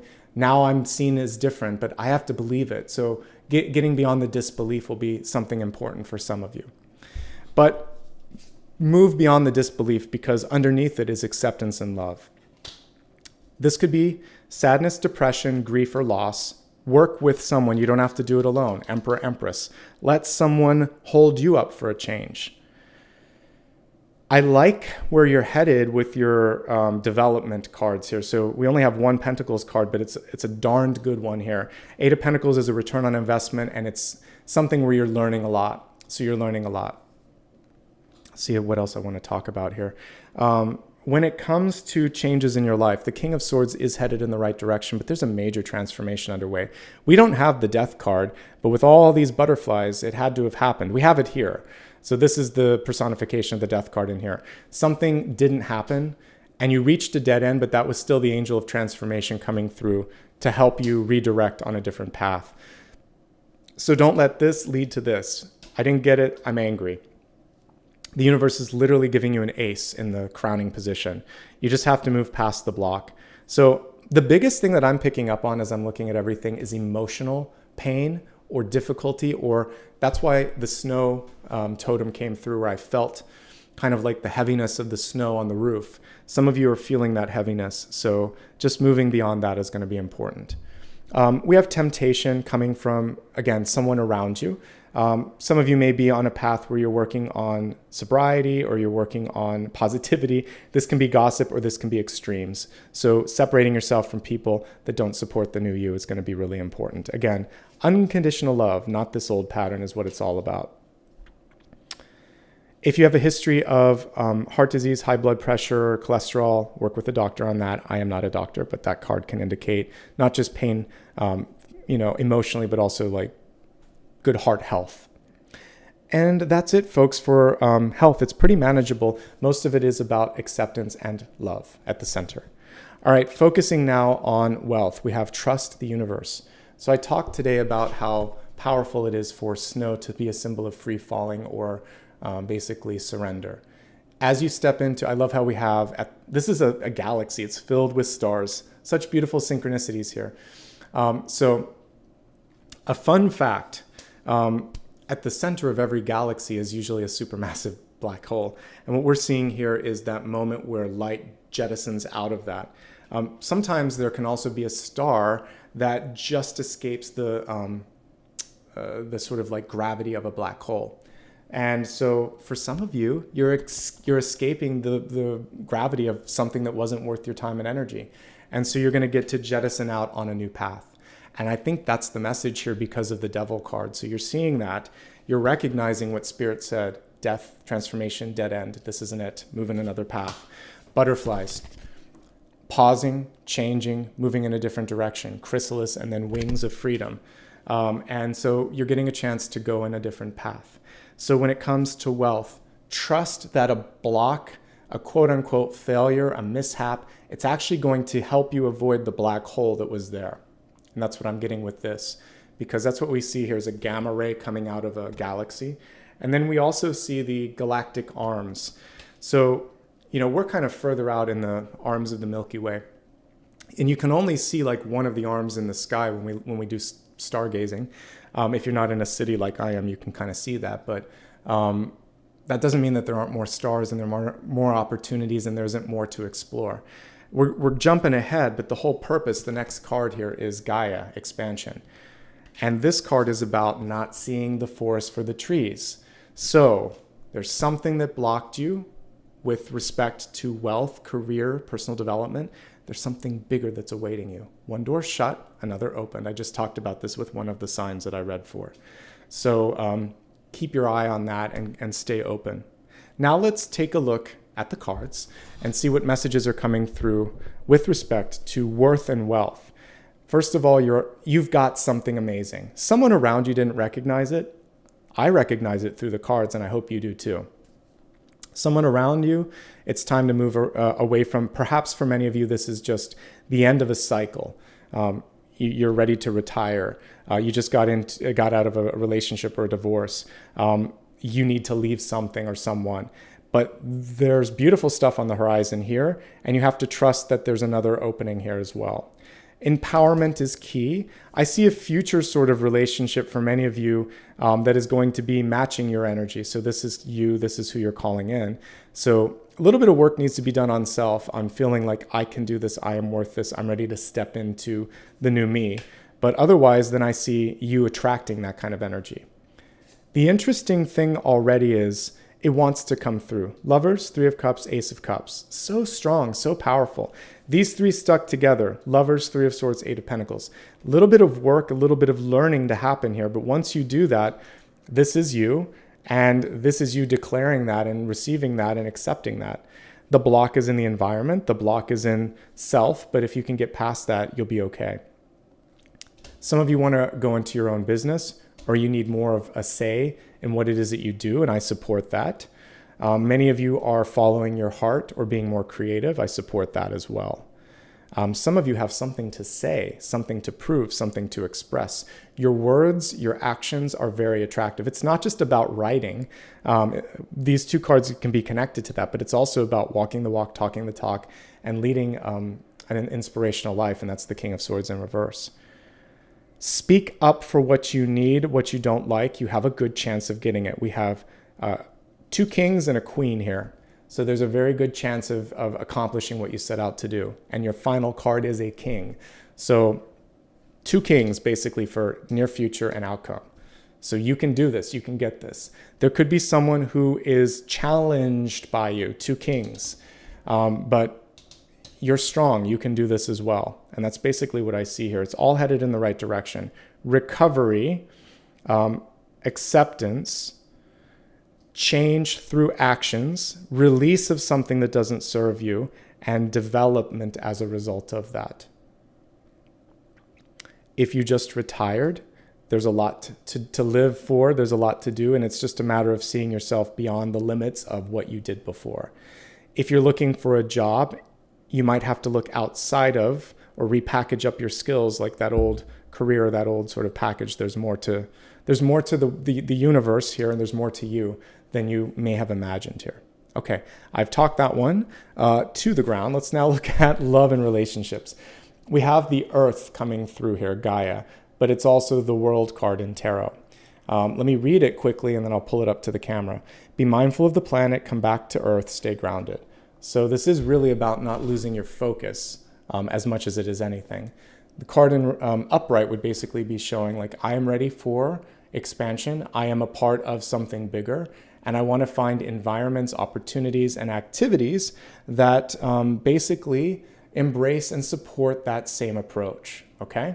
But ultimately, when we're looking at relationships, they're going to take it to the next level. And I see that. So you came through as Empress, and an Emperor comes through answering the call.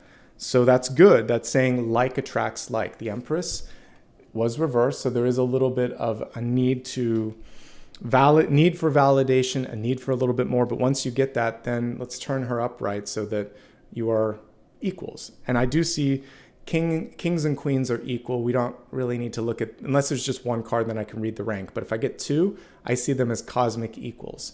So that's really what you want to work on in relationships, is seeing yourself on equal footing.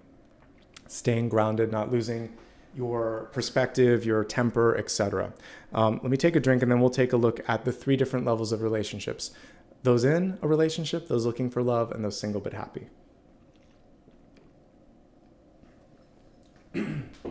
Also, how these relate to the overarching theme, which is all about not unconditional love, but the star power, being your authentic self, your North Star.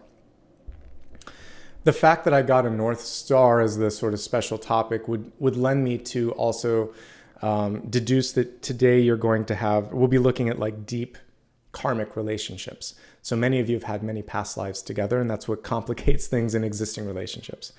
So with that being said, let's take a look at those of you in love.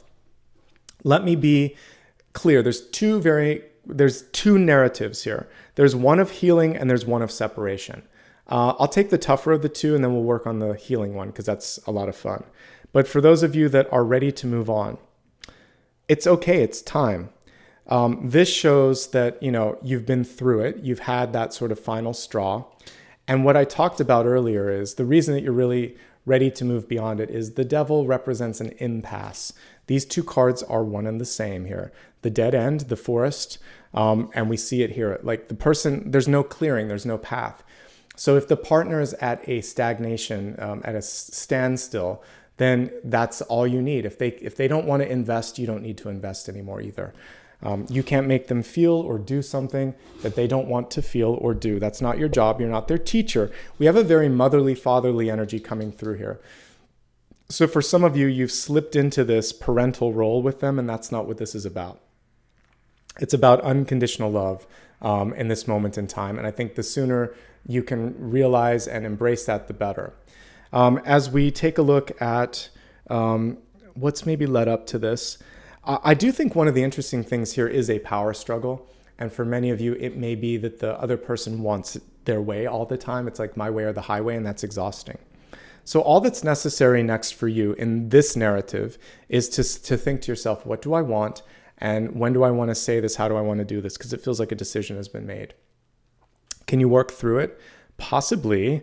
But I get one side of the coin getting, it's sort of like, it still feels very one-sided to me because I have a king and a king here. And because we have a king and a queen, I'm just getting the king's energy. And so I would rather see something different in the outcome here. So I want to see, for some of you, by the way, it's a third party.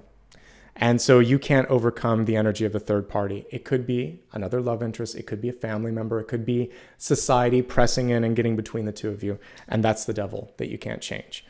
But in this narrative, you're on the right path, and you have to do what provides the most love and support from you. Definitely, we can have third parties with Three of Cups and the devil, or external influences coming in. And sometimes you can't overcome that, and that's okay. All right. I just wanted to validate that for those of you that are experiencing that. You end with King of Swords energy, which is empowering, and you have butterflies all around you, so you're going to be fine. For those of you that want to work through a challenging situation, let's say it's a loving relationship with a lot of drama going on, I can see it. So there are 3 cards that work here. This is peers and peer pressure.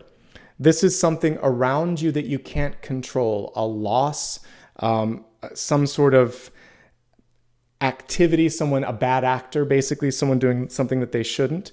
What I do love, though, is at the core of it, we have a very strong card, the Lovers. You've done the work on one another and with each other, and all you have to do is support each other unconditionally through this. So can you do it? Yes. Is this trying? Is this taxing? Yes. Could this be something that we all go through in life, like a loss of a loved one, a parent or a child? Yeah, it could be something like that.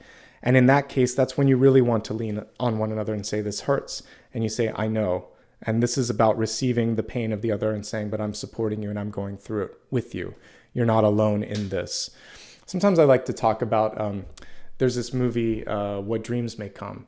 And there's a point where spoiler alert, where the main character has to go to the personification of hell to meet his partner. And there's like this moment of self-sacrifice when he's like, if this is what, I'm here for the long run. And if this is what you want, I'm going to meet you here and lose myself in your kind of pain. But I don't think you have to do that. She comes around. She realizes her own selfishness and her own sort of like path. And then there's this redeeming moment. But basically all he had to say, the elevated version of this is, you're not alone. I'm right here if you can see me. What I would have changed in that is at some point, you don't have to stay there. And as the person sees you walk away and realizes that you're there, but you're not going to like give into the destruction of it, they'll come through and they'll come around. So just remind them, I'm here, you're here, let's do this together. If they're not receptive of that, though, you don't want to lose yourself. That was the risk that character was willing to take. But in real life, sometimes you can have that sort of destruction, and we don't want that. Just say, I'm here, but you have to lean on me, and we have to go through this together, whatever the challenge is. We're stronger than the devil around us because it's just an environmental influence. And as long as the two of you, the Lovers does trump the devil card. It's elevated, it's aware, it's unconditional, and the devil hates that. So you can overcome that. The 2 Lovers in the devil card could just look at each other, cut the chains, and walk away from the devil. And so in my own mind, that's what I feel like you can do if you need to. And that's the message here for those of you in love. There's a challenge. You have to lean on each other. You have to see each other. You have to acknowledge the challenge. And as long as you do that, honesty, integrity, unconditional love will get you through. Okay. If everything's hunky-dory, there could just be some distractions around you. Don't give in to gossip. Don't give in to temptation. Don't give in to excess. That's all you have to worry about. For those of you looking for love, something needs to be cleaned up in your life. It's around you. You're aware of it. The sooner you clean it up, the sooner you can start to embrace this, which is love. You also may be dating a few people. Some of you might be having a busy schedule, and it's like 2 or 3 people and you're trying to figure it out.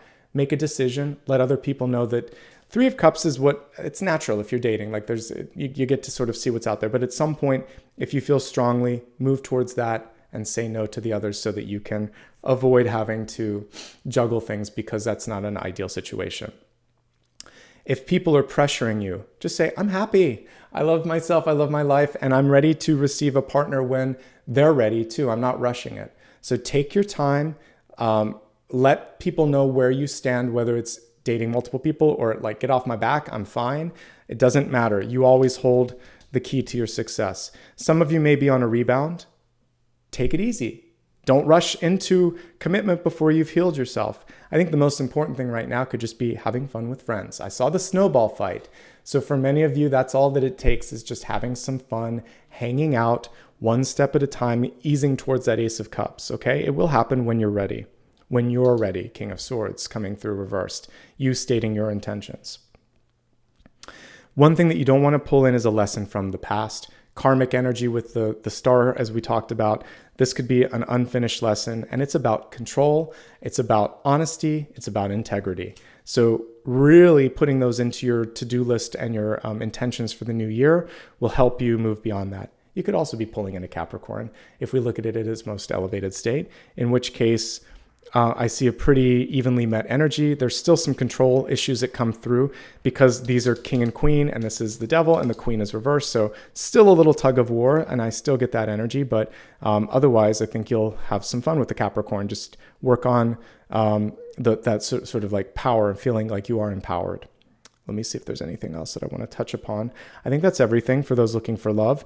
I still think that there's a lot of pull towards work, that you have a busy social schedule. You may need to pull back a little bit from obligations to make room for love if you want it.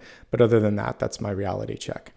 If you are single and looking for love at this moment, single and happy, just living your life and not worried about what others think, we still have that environmental thing that needs to be cleaned up. It could just be, by the way, your neighborhood, your home, your roommate, something around you needs to be dealt with. So deal with that if it's not work or if it's not money. Or health, something in your life, you know what it is. And it's just like the sooner that I deal with that, the sooner everything else is going to be easier. Okay, let's focus on some other things here. If you're single and happy, I do see this as a beautiful time to be healed, to heal yourself.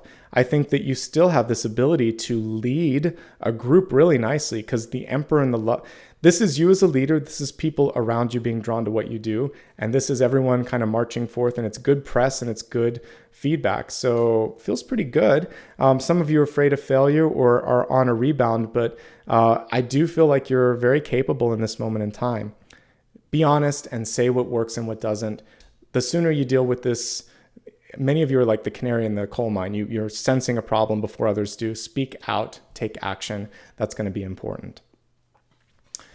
For those of you looking for love, for those of you in, we'll break this down one last time. If you're in a relationship, travel may be on the horizon. If you're looking for love, the partner may be from another part of the earth, different country, different province, etc.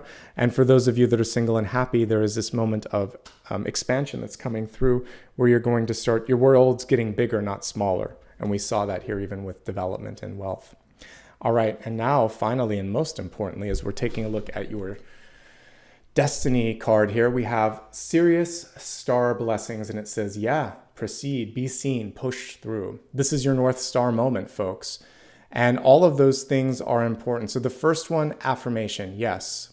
Yes, I can, I will, I am. Just believing in yourself. Saying yes to an invitation or yes to an opportunity.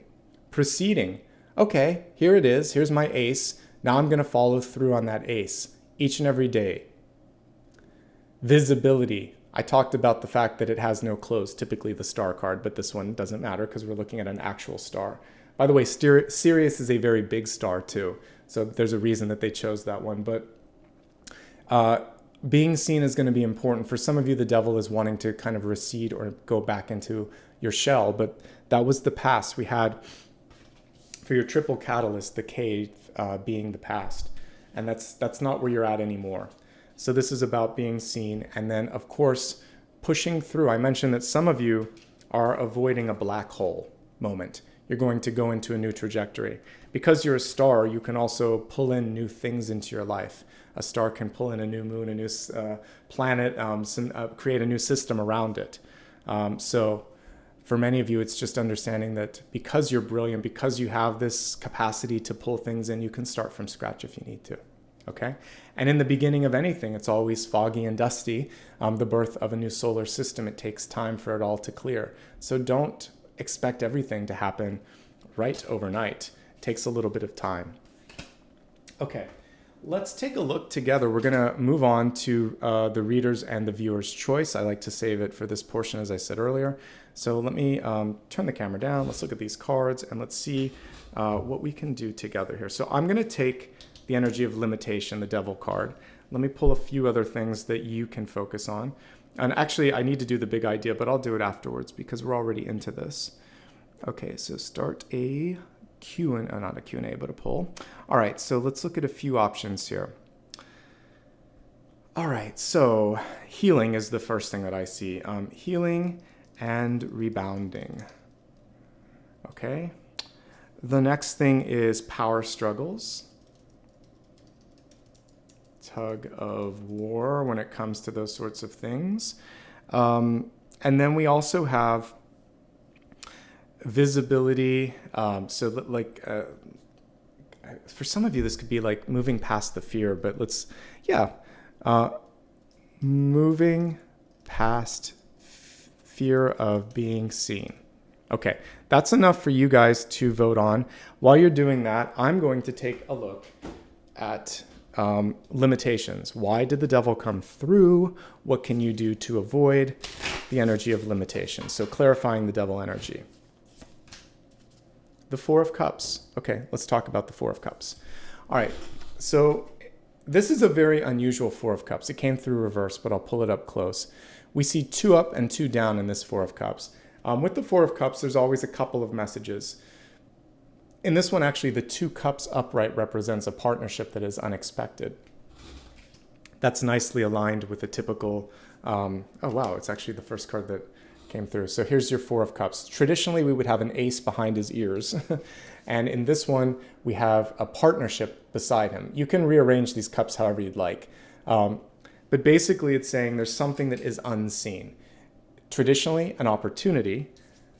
Untraditionally, and then in this particular deck, a partnership. So if you're willing to look around you, there's a blessing.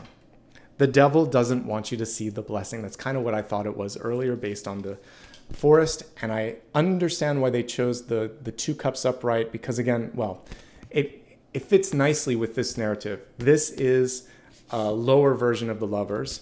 And there's someone around you that doesn't want you to see what's possible because they know someone else will. They're holding on to you too tightly. So you're just going to move beyond it. Unconditional love. You're going to ask them to love you unconditionally. You're going to love others unconditionally. And if they're meant to come back, if you're meant to do what you're going to do, it's all going to work out. And if not, that's on them. So that's basically the message there. All right, I need to pull the laptop up for a moment. And let's see what you've chosen for me. Moving past the fear of being seen. Perfect and nicely aligned with the overall topic today, which is star power. So well done, community. You always have good insights here. So let's take a look now and see what the message is for basically this. Serious star blessings. How can you step into the power of being the star without being afraid of how people perceive you, if they're going to accept you, etc., etc., etc. All right, we have the Page of Wands in reverse. Let's pull this card upright so you can see it. All right, and in this Page of Wands, it's kind of interesting. This has For those of you that have seen Stranger Things, this reminds me of Stranger Things. Look at the character in there. He's being pushed up, kind of like pulled up, right? There's this, again, spoiler alert, pause for a moment. All right, there's this pivotal scene with Max, the girl in the latest season of Stranger Things, where she's kind of being pulled towards a temptation, towards something that's not good. And it's her connection with love and friends and sort of like remembering who she is that brings her back down to earth. So there's this moment where, because of the way that this card is illustrated and how closely it kind of fits even with that particular narrative, there's something in your life where just at the precipice of you being able to launch into your star energy, that devil energy, which is what Vecna represents in Stranger Things, is coming through and saying, no, you're mine. And you're saying, actually, no, I'm mine and I can do this. And I need to reflect for a moment on my true self, the people around me that love me, and the reason that I'm doing this. And if someone around me rejects me, and by the way, in the series, Vecna works by kind of like putting your worst fears out there. There's a close alignment with other horror movies like Freddy Krueger or whatever, who basically works off nightmares. So just before your moment of ascension, fear comes in one more time and says, no, you're going to give in to fear, and you're going to say, no, I'm not. I'm not afraid if someone likes me, accepts me, or celebrates what I'm doing. I am ready for this. If I don't do this, if I'm not authentic, if I can't put myself out there as a risk, then I'm guaranteeing that it's not going to happen. So moments where you want to shine like the star, if you're going to propose to somebody, right? You've been dating for a while, you love each other, and you want to share your life with them. Well, you've got to put yourself out there. You have to say, this is how I feel. If you're a boss or a company and there's someone that's a rising star, you need to make room for them in that sort of, in the galaxy of your company and say, you're no longer fitting here. We see you here. Your fear could be like, can I do it? But they see you there, so you can do it. You have to make room for growth, and you have to put yourself out there, and you have to give it a shot. Sometimes you don't make it the first time. Sometimes you do. But if you don't reach, you never accomplish. And so for this, it's giving into the hope and the potential, not into fear. Because a Page of Wands is listening to your higher self. The reversal of this is worrying too much about the critical self, or worrying about what someone else says, or getting blocked by that one way of thinking or feeling. And so you're stronger than the fear. You're capable of doing this. And there could be a little bit of people could fall away. There could be some clearing, but the clearing is going to be very informative. So you're ready for the star moment. You can survive even that darkest moment and come back. Okay? All right. Let's pull a big idea, because that's an important card. And just in case you're brand new, the big idea basically is one thing when we're looking at a special topic like this. So I pulled it at a good point, actually. It's one thing that's going to help solidify the star idea. So we've been talking today about overcoming the fear of, failure, about stepping into potential, about people and opportunities in your life that could constitute that devil energy, and about all the lovers cards that kept coming through. So how can we really embrace the lovers? How can we really let you shine? What's the magical key that you could focus on to really accomplish all of this stuff that we've been talking about?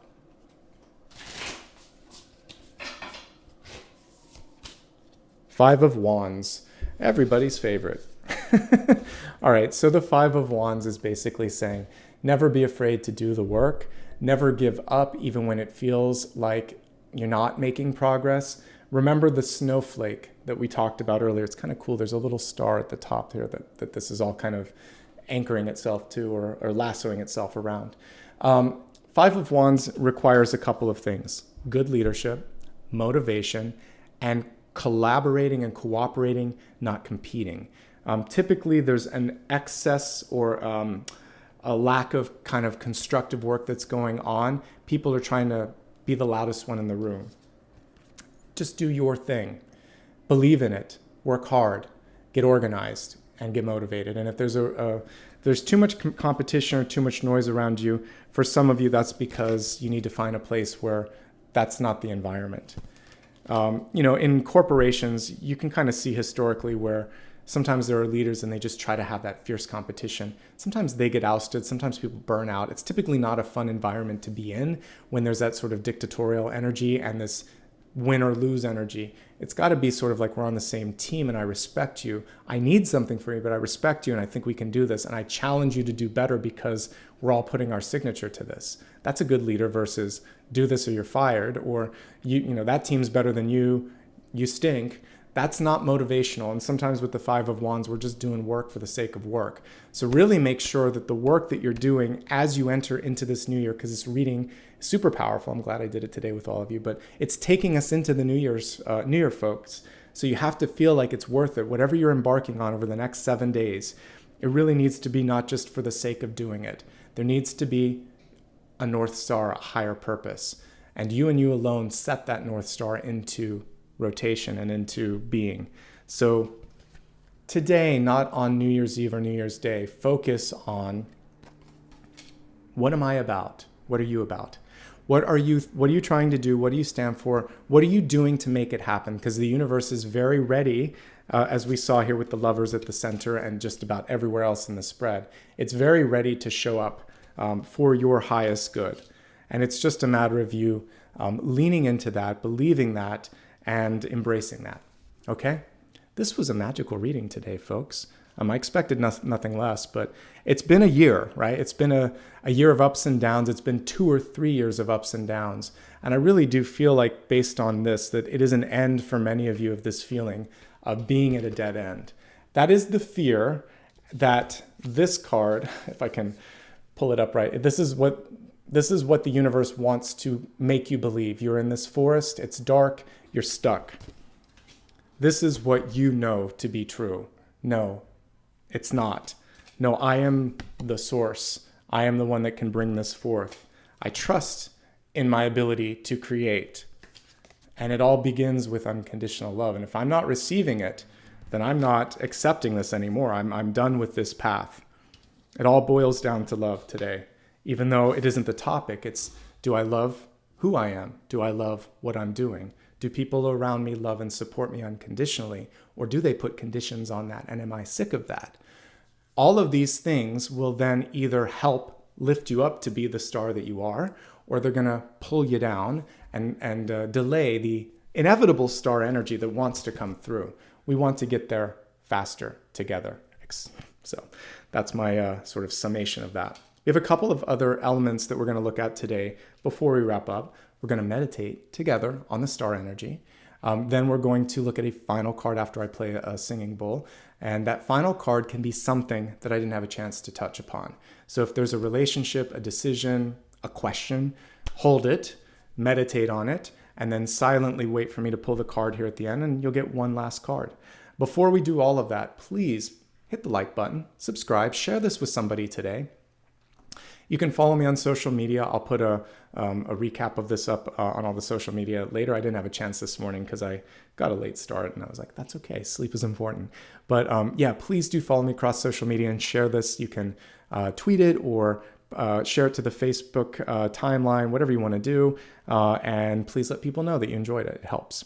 And I'll say thank you at the end for everybody that showed up and gave back with the super sticker or super chat. All right, let's get ready for our meditation together today. It's really easy. We're going to focus on star energy, and we're going to focus on the vastness of the sky and the vastness of the universe, because one thing that the devil doesn't want us to see is how universal and vast our future can be.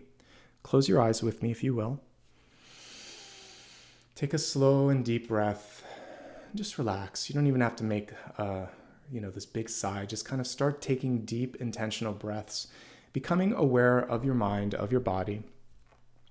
With each breath that you take, as your eyes are closed, imagining that they're getting a little bit heavier with each breath, so you don't have to focus on trying to keep them closed. If you want to, you can sit back in a chair or in bed, or just kind of allow yourself to feel supported by the earth beneath you, and realize that there's no need to sort of like move or try anything special. Your body is supported. Your mind is present, and all you have to do is breathe. Allowing now for the theater of your mind to start to show you things that you need to see. We'll paint a little bit of a scene, but you can also allow for your own meditation and your own sort of imagination to step forth. See yourself on a clear night. Imagine perhaps, because we are in winter, that you are warm, but maybe it's a northern sort of exposure that you're out in a Scandinavian country where the Aurora Borealis exists. And so you can see the glistening snow around you like a field of diamonds. You can see the beautiful aurora moving in the sky around you. And you see one of the arms of the Milky Way. Again, you're bundled up, you're warm, you allow yourself to lay down on the snow beneath you. Again, the sea of diamonds, reflecting the stars above you. And as you look up at the sky, it's almost as if it comes closer to you. For a moment, you press down on the snow, you're like, no, I'm here, but I can see the stars coming closer. And it's as if you are starting to move through time and space with the grounding of the earth beneath you, but almost like you're in a planetarium or there's some sort of movie screen in front of you. You take a deep breath, you get your bearings so you're not dizzy, and you're like, okay, show me what I need to see. The first thing is that the world is bigger than you ever imagined.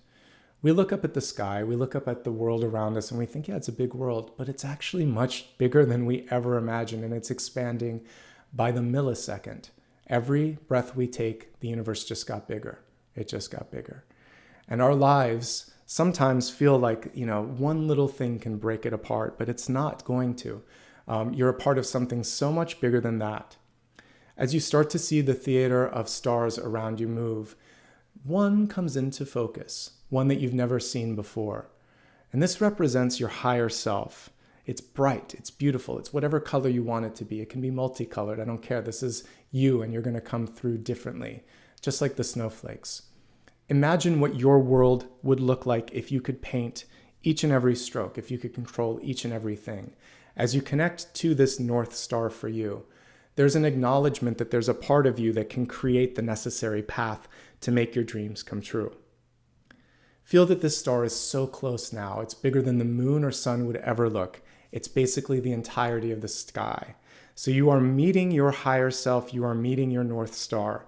You're still on planet Earth, but this meditation is bringing you close to that star. It's almost as if the planet is getting right up next to the star. As I play the singing bowl, feel this sense that you are safe, you are powerful and empowered, and as we step into the next 7 days, which bring us into the new year, you are capable now of creating a new chapter in your life. So just breathe, believe, and receive.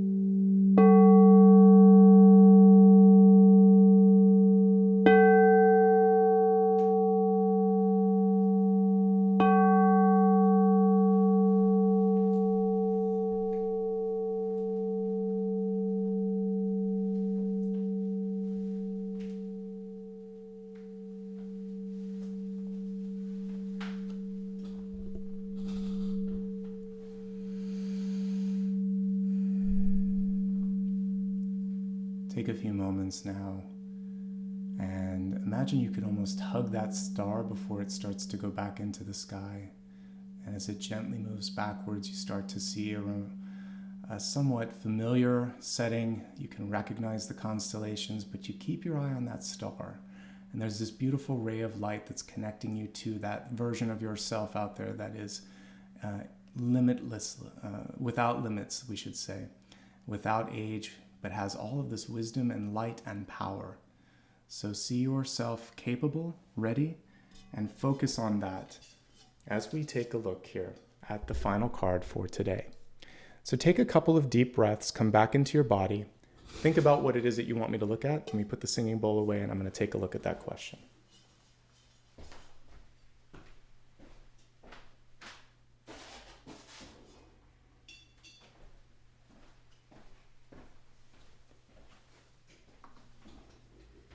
Okay, hold that question and let's give the cards a shuffle and see what's coming through, folks. Last final card of the year. That's a little bit redundant, but you know what I'm talking about. The final card. Wheel of Fortune. Rock on. That's a great one to come through for today. All right, so for your final card today, and it's a beautiful Wheel of Fortune here, we have a couple of snakes here, but we also have a peacock. The peacock would be a symbol that I would absolutely connect with star energy because it basically is showing its colors, its true colors, and it's saying, here I am, accept me or not, I am comfortable in my skin, I am proud, and I'm also hoping that you like what you see, because that's what the peacock is doing. It's a little bit of a show. So part of it is you have to sell it. If there's something that you want, the peacock is about selling that. We see a couple of snakes here. The interesting thing here, even in the sort of presence of the Wheel of Fortune, which is progress, movement, and basically expansion, we have a challenge, the devil energy coming through with the snakes, but also more importantly, I think this is a power struggle.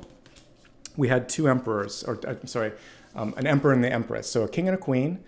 We did have two emperors because there was like a king and an emperor, but basically don't get involved in other people's drama and trauma and stuff like that. You are on a better path. You're going to move away from those snakes and you're going to step into the opportunity that's in front of you. We want to lean into the peacock energy here on this Wheel of Fortune. That's the important thing. The Wheel of Fortune as a yes/no is a yes. The devil energy that came through in the environment today and the snakes that came through on this are a cautionary note. They're saying yes, comma, but ask the necessary questions. Read the fine print. Do your research. Look at more than one option before saying yes. It's there. The good opportunities out there, but you have to be very aware and very awake and very clear as you step through this. Yes, also we're going into retrograde. It comes in right around the New Year's. I'll be doing a special video this week. More to come on that. But I don't fear retrograde, but it is a tricky period in which you have to work. Unless you're fixing or reviewing or wrapping up something, you always want to just be discerning, careful, and remember, slow and steady. The temperance angel is coming in to protect us and help us through that period. It also represents a big shift for you. The Wheel of Fortune, to me, when coupled like with the world, and we did get Gaia here today, can basically be 4 quarters of the year. And by the way, I will finish everything. I'm doing Aquarius tomorrow, and I'll probably do Pisces just so you have it sooner than later on Wednesday or Thursday. We'll figure it out this week. And then I may drop the retrograde video on Thursday. We'll see. And I'm, by the way, just quick heads up. Well, I'll talk about this schedule in a second. But anyway, back to this. It's saying yes, there's four cycles to what's coming through for you. And I was saying before I got into the schedule that all of the videos for January are going to have 4 quarters in them. So you can look at the 4 quarters of the year. And then at the end of the week, I'll be doing a special video for 12 months. So you'll get to kind of map it out and see like what part of the year should I be focusing on. But I see a productive year with maybe a couple of tripping points. And we'll go through that when I do the New Year's forecast. By and large, it's good, and you can get past this and you see those snakes coming a mile away. And that's really what this is about. If you are the light is going to reveal whatever it is that's kind of going to get in the way, and you're not going to let that get beyond you, okay? So that, my friends, is today's reading, and I think it was a special one, and I'm glad you were here. I was talking about the schedule. Let's just put it this way. I will announce it this week. We're going to be doing Aquarius, Pisces, retrograde, and New Year's. And probably it will follow in on my normal days with Pisces maybe floating in on Wednesday. But we'll see, Wednesday or Thursday. Because I just want to make sure, because retrograde New Year's. I'm going to give a day between the two collectives. I can't do two collectives back to back. It's too much energy. This is a lot. So I'll probably do the New Year's Eve special. I'll do it on Friday instead. And many of you in Australia and East Asia and other parts of the world, you're going to get that on New Year's Eve anyway. So that way I can relax on New Year's Eve too, which is something that I need to do, and I'll be with you on New Year's Day. Okay? So more to come. And then hopefully next month, now that I'm in my own place, I can put a more traditional schedule together. Many of you may or may not know, but I moved this month. And I had to make a couple of moves over the past few months. So that's why I just stopped putting out the schedule, because I was like, I don't know what's going on until I'm through all of these moves. And I needed flexibility. So that's why. But finally, I'm in a place that feels good. And what a nice way to cap off the year. So thanks for taking this incredible, strange journey with me. Next year, I hope to launch the podcast. One of the things that I'll talk about, because it means a lot to me, is the experience that I went through this year through losing someone, connecting. Also, like, I want to talk about mediumship, death and dying, bigger sort of topics, not just, hey Aries, hey Taurus, hey Capricorn, here's your monthly readings, going a little deeper into spirituality. So that'll come sometime next year, probably around the second to third quarter, because I need to produce some and get them ready. But now that I'm not moving, I can actually focus on that. So more to come with that. All right, let's take a few moments now. And first of all, again, if you like this, like and subscribe. Thank you, Dakota, for your help today. I know we ran a little bit over, and I know you're working on a holiday weekend, so I appreciate your time. Thank you, everybody, for following me across social media and for giving back today. I want to take a couple moments here to extend gratitude. If it's your first time, welcome. I do this every single Sunday, unless something comes up, and it may be like a Friday or Saturday, but I do it every week because we always need to kind of take a look at the next week. So keep an eye on my main page for more information there. All right. I also do dailies and monthlies, so you can get more information on my main YouTube channel. All right, let's begin with the newest members of the channel. Anyone that joined today or in the last 12 hours or so will show up here. So Sunshine Finney, thank you for rejoining after 2 months. Snowbird, welcome back. Actually, I'm sorry, it's first time membership there. Erica Greenwell, welcome back. Tanya, welcome back. Renee Smith, also welcome back. Let's see. Garama, I don't know how to pronounce that, but thank you for being a channel member for 2 years and coming back. So I appreciate you. Let's see. We have Sarah Smith, Lissette, I think it is. Welcome. Michelle Hamilton, Empress and Death. Welcome back. Let's see. Dog Mom. We had a lot of new members that joined in the last day or so. Millie Rossman, Verena Dengler, Kit N, Tasha Woodfall, and I think that's everybody from today or from yesterday. So good to have all of you. Apologies for any mispronunciations. I do my best. All right, super stickers and super chat, and then we'll wrap up for today. Let's see. We'll begin with, go to the very beginning here. Who kicked it off today? All right, Yvette Sanchez, thank you for being the first and starting off the conversation here. I appreciate it. And all that, Yaz, thank you. Shara Borelli, Arizu Shurkat, thank you. LCB, Eileen, thank you very much, and I appreciate the 50 on that as well. Esmeralda Van Dusen, and I can't see the rest, but thank you. Phoebe, thank you very much. Starshine Leo 811, thank you. Jackie DeVilliers, thank you for the 50 as well. Amitabha, Satya 108 Love, thank you so much. Thank you for all the lovely holiday wishes. I'm glad you guys enjoyed me stepping in today. It was my pleasure. Catherine, thank you. Jeannie Hart, Lisa Watson, VT Abigail, thanks. Yvette Sanchez again, thank you. E2, thank you, or Etu. Snowbird, Carmen Dickinson, Zahara Rain, Kay Ross, Buffy Lloyd, Cindy Toshik, Rini, Gina Fabiani, Mermaid Crystal, We Out There Effect. Thanks to all of you. And if I missed anyone, I know Dakota caught it as well. I think I got everybody. What I can't see in this is usually the celebrations of people that have been members. I see it with Rini, but I can't always see that because it only goes back for a few. But Thank you so much, everyone. I appreciate... Oh, by the way, Eileen, thanks for gifting 5 memberships. That's why we had so many. I was like, that was a lot today. So welcome to Empress Death, Renee, Dog Mom, Erica, Tanya. Yeah, you were all new, so I appreciate that. So, by the way, speaking of memberships, one thing that I've started to do is, and I'll do this for the upcoming Mercury retrograde one. I usually will post before and see like what you guys want me to talk about. And usually once a month, if I can, I do a shorter video just for you. All right.